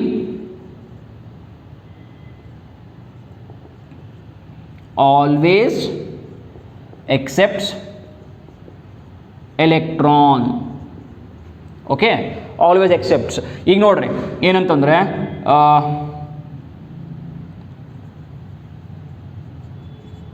fluorine 2Cl- ಜೊತೆ ರಿಯಾಕ್ಟ್ ಆಯಿತು. ಇಲ್ಲೇನಾಗ್ತೈತಿ ಅಂದ್ರೆ ಇಲ್ಲೇನು 2 ಎಕ್ಸ್ಟ್ರಾ ಎಲೆಕ್ಟ್ರಾನ್ ಇದ್ದೀವಲ್ಲ ಫ್ಲೋರಿನ್ ಕಡೆ, ಅದು ಫ್ಲೋರಿನ್ ತಗೊಂತು ಅಂದರೆ ಇಲ್ಲಿ 2F- ಆಗ್ತೈತಿ, ಕ್ಲೋರಿನ್ ಲಿಬರೇಟ್ ಆಯ್ತು. ಅಂದರೆ ಇಲ್ಲಿ -1 ಇತ್ತ ಚಾರ್ಜ್ ಕ್ಲೋರಿನ್ ಇದ್ದು, ಇಲ್ಲಿ ನೋಡ್ರಿ ಫ್ಲೋರಿನ್ 0 ಇತ್ತು ಆಕ್ಸಿಡೇಷನ್ ನಂಬರ್, ಯಾಕಂದ್ರೆ ಇದು natural form ಒಳಗದ.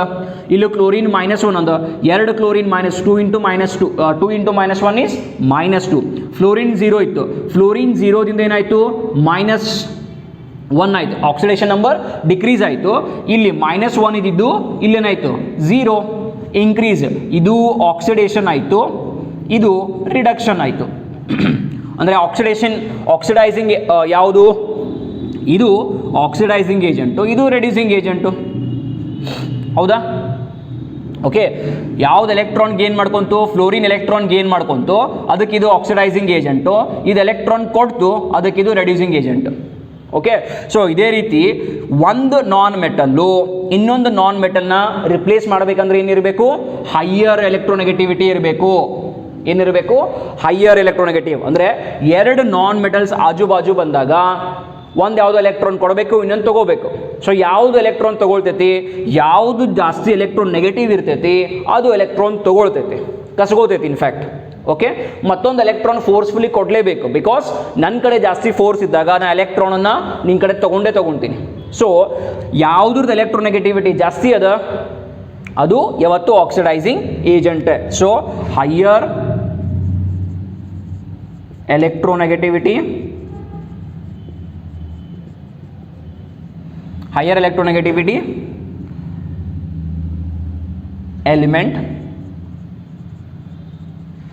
Element is oxidising agent. ನೆನಪಿಟ್ಕೊಂಡ್ಬಿಡ್ರಿ.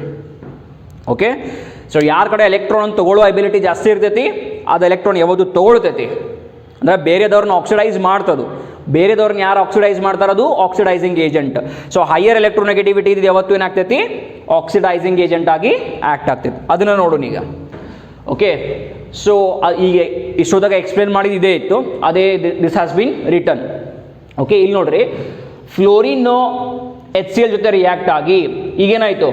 ಕ್ಲೋರಿನನ್ನು fluorine replace ಮಾಡ್ತು. ಕ್ಲೋರಿನು ಗ್ಯಾಸ್ ಆಗಿ ಹೊರಗೆ ಹೋಯ್ತು. ಸಿ, ಈ ರಿಯಾಕ್ಷನ್ನೇ ಇಲ್ಲಿ ಆಗ್ತಿರೋದು. ಇಲ್ಲೇನಾಗೈತಿ? HCl ಒಳಗಡೆ ಹೈಡ್ರೋಜನ್ ಕಡೆ ಇರುವಂತಹ ಎಲೆಕ್ಟ್ರಾನನ್ನು ಕ್ಲೋರಿನ್ ತನ್ನ ಕಡೆ ಇಟ್ಕೊಂಡಿತ್ತು. ಓಕೆ, ಕ್ಲೋರಿನ್ ಕಡೆ ಎಲೆಕ್ಟ್ರಾನ್ ಇದ್ದು ಕ್ಲೋರಿನ್ ಕಡೆಯಿಂದ ಫ್ಲೋರಿನ್ ಇಸ್ಕೊಂಡ್ಬಿಡ್ತು. ಆಮೇಲೆ ತೊಗೊಂಡು ಹೈಡ್ರೋಜನ್ ಜೊತೆ ಕಂಬೈನ್ ಆಗಿಬಿಡ್ತು. ಓಕೆ, ಆಮೇಲೆ ಕ್ಲೋರಿನ್ ಕಡೆ ಯಾವುದು ಎಲೆಕ್ಟ್ರಾನ್ ಉಳಿಲಿಲ್ಲ. ಒಂದು ಕ್ಲೋರಿನು ಇನ್ನೊಂದು ಕ್ಲೋರಿನ್ ಜೊತೆ ಕಂಬೈನ್ ಆಗಿ ಕ್ಲೋರಿನ್ ಗ್ಯಾಸ್ ಆಗಿ ಹೊರ ಹೋಗ್ಬಿಡ್ತು. ಇಲ್ಲಿ ನೋಡ್ರಿ, ಇಲ್ಲೂ ಅಷ್ಟೇ ಅಗೇನ್ ಫ್ಲೋರಿನು ಬ್ರೋಮಿನಿಂದ ರಿಪ್ಲೇಸ್ ಮಾಡತೈತಿ. ಓಕೆ, ಬಿಕಾಸ್ ಯಾವುದು ಜಾಸ್ತಿ ಎಲೆಕ್ಟ್ರೋನೆಗೆಟಿವ್ ಅದ ಅದು ಎಲೆಕ್ಟ್ರಾನ್ ತಗೊಳ್ತೈತಿ, ಆ ಲೆಸ್ ಎಲೆಕ್ಟ್ರೋನೆಗೆಟಿವ್ನ ರಿಪ್ಲೇಸ್ ಮಾಡ್ತೈತಿ. ಇಲ್ಲಿ ಬ್ರೋಮಿನ್ ಹೊರ ಹೋಗ್ಬಿಡ್ತೈತಿ. ಓಕೆ, ಸಿಮಿಲರ್ಲಿ ಇಲ್ಲೂ ಅಷ್ಟೇ. ಈಗ ನೋಡ್ರಿ, ಇಲ್ಲಿ ಬ್ರೋಮಿನ್ ಮತ್ತು ಕ್ಲೋರಿನ್ ನಡಕ್ಕೆ ಯಾವುದು ಜಾಸ್ತಿ electronegative? Chlorine electronegative. So chlorine ಬರ್ತೈತಿ, ಬ್ರೋಮಿನ್ ಹೊರಗೆ ಹೋಗ್ತೈತಿ. ಓಕೆ, ಆಮೇಲೆ ಅದೇ ರೀತಿ ಬ್ರೋಮಿನ್ ವಿತ್ ಅಯೋಡಿನ್ ನಡಕ್ಕೆ ಯಾವುದು ಜಾಸ್ತಿ electronegative? Bromine electronegative. So bromine compound form ಮಾಡ್ತು, ಅಯೋಡಿನ್ ಗ್ಯಾಸ್ ಆಗಿ ಹೊರಗಡೆ ಹೋಯ್ತು. ಸೊ ಈಗ ನಾವೇನು ಹೇಳ್ಬೋದು ಅಂತಂದ್ರೆ, based on the electronegativity, okay, just like ಮೆಟಲ್ಸ್ನ ನಾವು ಹೆಂಗೆ ಯಾವ್ದು ಎಲೆಕ್ಟ್ರಾನ್ ಜಲ್ದಿ ಕೊಡ್ತೈತಿ ಅದರ ಆಧಾರದ ಮೇಲೆ ಹೆಂಗೆ ಆಕ್ಟಿವಿಟಿ ಸೀರೀಸ್ ಫಾರ್ಮ್ ಮಾಡಿದ್ವಿ, ಹಂಗೆ ನಾವೇನು ಮಾಡ್ತೀವಿ, ಯಾವುದು ನಾನ್ ಮೆಟಲ್ಲು ಜಾಸ್ತಿ ಎಲೆಕ್ಟ್ರೋನೆಗೆಟಿವ್ ಅನ್ನೋ ಆಧಾರದ ಮೇಲೆ ಇದ್ರದ್ದು ಒಂದು ಆಕ್ಟಿವಿಟಿ ಸೀರೀಸ್ನ ಫಾರ್ಮ್ ಮಾಡ್ತೀವಿ. ಓಕೆ, ಸೊ ನಾನ್ ಮೆಟಲ್ಸ್ದು ಕೂಡ ನಾವೇನು ಮಾಡ್ತೀವಿ ಅಂತಂದರೆ, missed that. Okay, so just like illada, see, like the reactivity series of metals, even non-metals have reactivity series and it depends upon their oxidizing power. Oxidizing power ಅಂತಂದ್ರೆ electronegativity ಯಾರ್ದು ಜಾಸ್ತಿ ಇರ್ತದ ಅವ್ರದ್ದು oxidising ಬೇರೆದವ್ರನ್ನ oxidise ಮಾಡೋ power ಜಾಸ್ತಿ ಇದ್ದೇ ಇರ್ತದೆ. Okay, so ಅದಕ್ಕೆ ಆಕ್ಟಿವಿಟಿ ಸೀರೀಸ್ ನಾನ್ ಮೆಟಲ್ದು ನಾವು ಏನು ಮಾಡ್ಬೋದು, ರೆಡಿ ಮಾಡ್ಬೋದು. ಅಂದರೆ ಈಗ ನೋಡ್ರಿ, fluorine is more electronegative, chlorine is less, then bromine is very less, then iodine is very very less. Okay, so this is oxidizing agent for all these. Fluorine is oxidizing agent for all these, even for oxygen also. Even for oxygen, fluorine will act as oxidizing agent.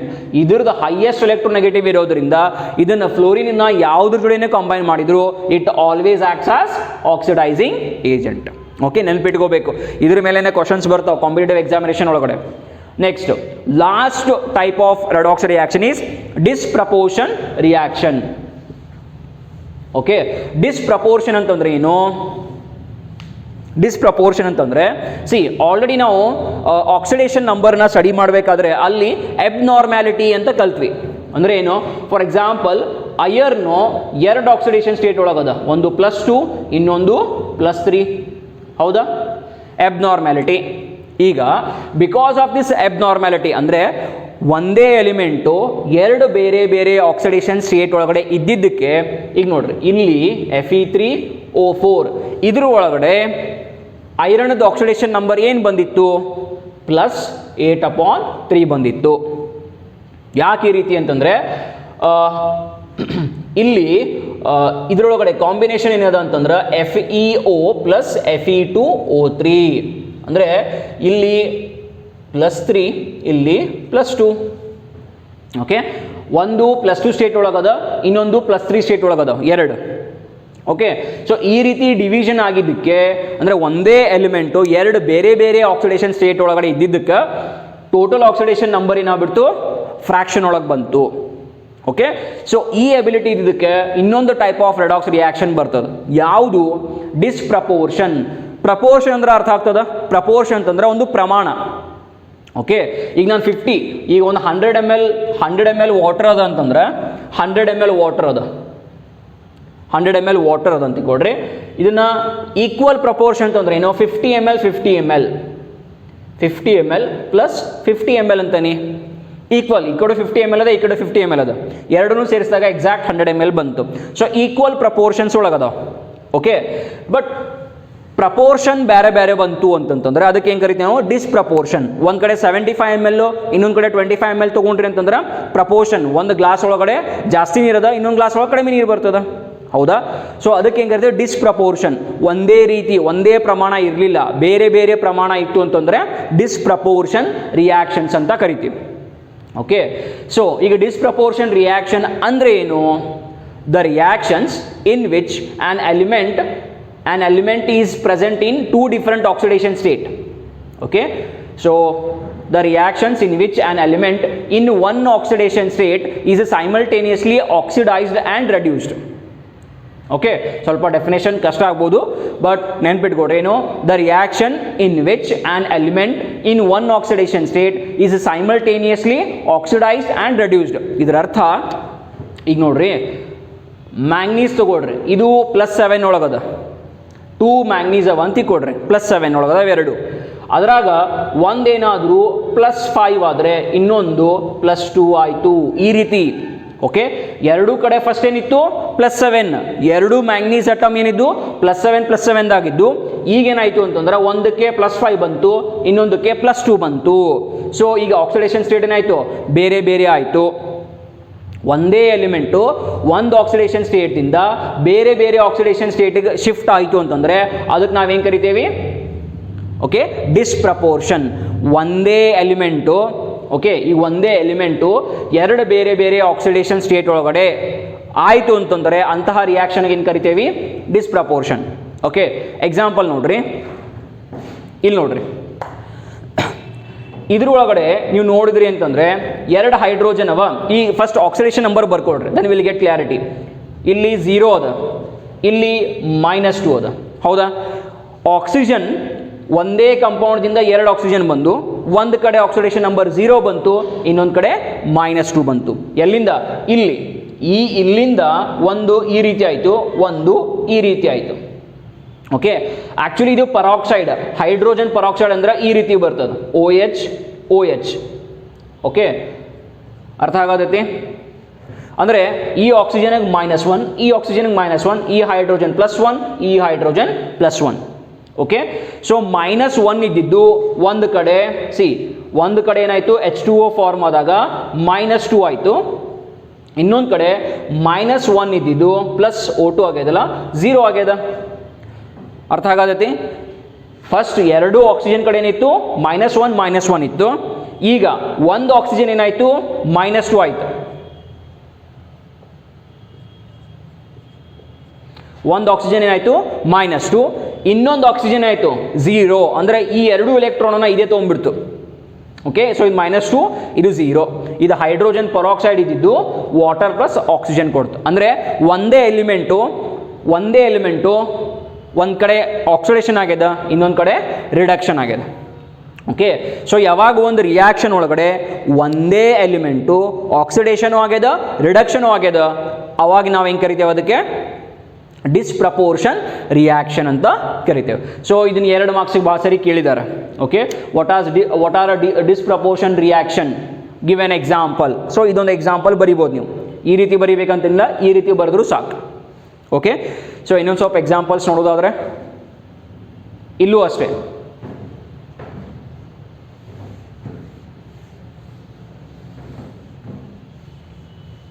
Okay, so ಇಲ್ಲೂ ಕೂಡ ನೀವು ನೋಡಿದ್ರೆ ಅಂತಂದ್ರೆ phosphor ಒಂದು ಕಡೆ phosphine ಆಗೈತಿ, ಅಂದರೆ ಇಲ್ಲಿ -3, ಇನ್ನೊಂದು ಕಡೆ ಇಲ್ಲಿ 0 ಅದ. ಫಾಸ್ಫರ್ ಇಲ್ಲಿ 0 ಇತ್ತು, ಒಂದು ಕಡೆ -3, ಓಕೆ, ಇನ್ನೊಂದು ಕಡೆ -2, ಇದು +1 -2. ಸೊ ಇದ್ರದ್ದು ಆಕ್ಸಿಡೇಷನ್ ಸ್ಟೇಟ್ ಬೇರೆ ಬರ್ತದೆ ಇಲ್ಲಿ. Okay, so the oxidation state of phosphor ಇಲ್ಲಿ ಬೇರೆ, ಒಂದು ಕಡೆ ಆಕ್ಸಿಡೇಷನ್, ಇನ್ನೊಂದು ಕಡೆ ರಿಡಕ್ಷನ್ ಆಗ್ತದೆ. Same goes with this also. Okay, ಇಲ್ಲಿ ಕಾಪರ್, ಇಲ್ಲಿ ಕಾಪರ್ ಪ್ಲಸ್ ಒಳಗಿತ್ತು, 2 ಕಾಪರ್ ಅದಾವ. ಓಕೆ, 2 ಕಾಪರ್, 2 ಕಡೆ ಕಾಪರ್ ಪ್ಲಸ್ ಅವ. ಓಕೆ, ಸೊ ಈಗೇನಾಯ್ತು, ಒಂದು ಕಾಪರ್ ನೋಡ್ರಿ, 2 ಕಾಪರ್ ಇದ್ದು ಅದ್ರಾಗ ಒಂದು ಕಾಪರ್ ಏನಾಯ್ತು 0 ಬಂತು, +1 ಇಂದ 0 ಬಂತು, ಇನ್ನೊಂದು ಕಾಪರ್ +2 ಆಯ್ತು. ಓಕೆ, ಸೊ ಇದೇನು ಮಾಡ್ತೈತಿ, ಇನ್ನೊಂದು ಎಲೆಕ್ಟ್ರಾನ್ ಲಾಸ್ ಮಾಡ್ಕೊಳ್ತೈತಿ, ಆ ಎಲೆಕ್ಟ್ರಾನನ್ನು ಈ ಕಾಪರ್ ತಗೊಂತು ಅಂತ ಅರ್ಥ. ಇಲ್ಲಿ ಕಾಪರ್ ಪ್ಲಸ್ ಅದಲ್ಲ, ಈಗ ಇದೇ ಕಾಪರ್ ಏನು ಮಾಡ್ತು, ಇನ್ನೊಂದು ಎಲೆಕ್ಟ್ರಾನ್ ಲಾಸ್ ಮಾಡ್ಕೊಂಡಾಗ ಕಾಪರ್ +2 ಆಯಿತು. ಆ ಎಲೆಕ್ಟ್ರಾನ್ ಏನು ಲಾಸ್ ಮಾಡ್ಕೊಂಡದಲ್ಲ, ಆ ಎಲೆಕ್ಟ್ರಾನ್ ಈ ಕಾಪರ್ ತಗೊಂತು 0, ಅಂದ್ರೆ ನ್ಯಾಚುರಲ್ ಫಾರ್ಮ್ ಒಳಗಡೆ ಬಂತು copper. Okay, so these are the example for the disproportions reactions. Okay, so ಈಗ ನಾವು 4 ಡಿಫ್ರೆಂಟ್ ಟೈಪ್ ಆಫ್ ರೆಡಾಕ್ಸ್ ರಿಯಾಕ್ಷನ್ನ ಸ್ಟಡಿ ಮಾಡಿದ್ವಿ. ಮೊದಲನೇದು ಕಾಂಬಿನೇಷನ್ ರಿಯಾಕ್ಷನ್, ಎರಡನೇದು ಡಿಕಾಂಪೋಸಿಷನ್ ರಿಯಾಕ್ಷನ್, ಮೂರನೇದು ಡಿಸ್ಪ್ಲೇಸ್ಮೆಂಟ್ ರಿಯಾಕ್ಷನ್ಸ್. ಡಿಸ್ಪ್ಲೇಸ್ಮೆಂಟ್ ರಿಯಾಕ್ಷನ್ ಒಳಗಡೆ 2 ಬಂದು, ಒಂದು ಮೆಟಲ್ ಡಿಸ್ಪ್ಲೇಸ್ಮೆಂಟ್ ರಿಯಾಕ್ಷನ್, ಇನ್ನೊಂದು non metal displacement reactions. Okay, last one ಏನಪ್ಪ ಅಂದರೆ disproportion reactions. So out of these 4 ಯಾವುದಾದ್ರೂ ಒಂದನ್ನು 1 ಮಾರ್ಕ್ಸಿಗೆ ಡೆಫಿನೇಷನ್ ಕೇಳ್ತಾರೆ ಅಥವಾ ಎಕ್ಸಾಂಪಲ್ ಕೊಡ್ರಿ ಅಂತ ಕೇಳ್ತಾರೆ. So be prepared. Okay, so this is enough for today's session. So in the next session we will study the very important part of the chapter, that is balancing the redox reaction. Okay, so we'll meet in the next class with a new concept. Thank you so much, students.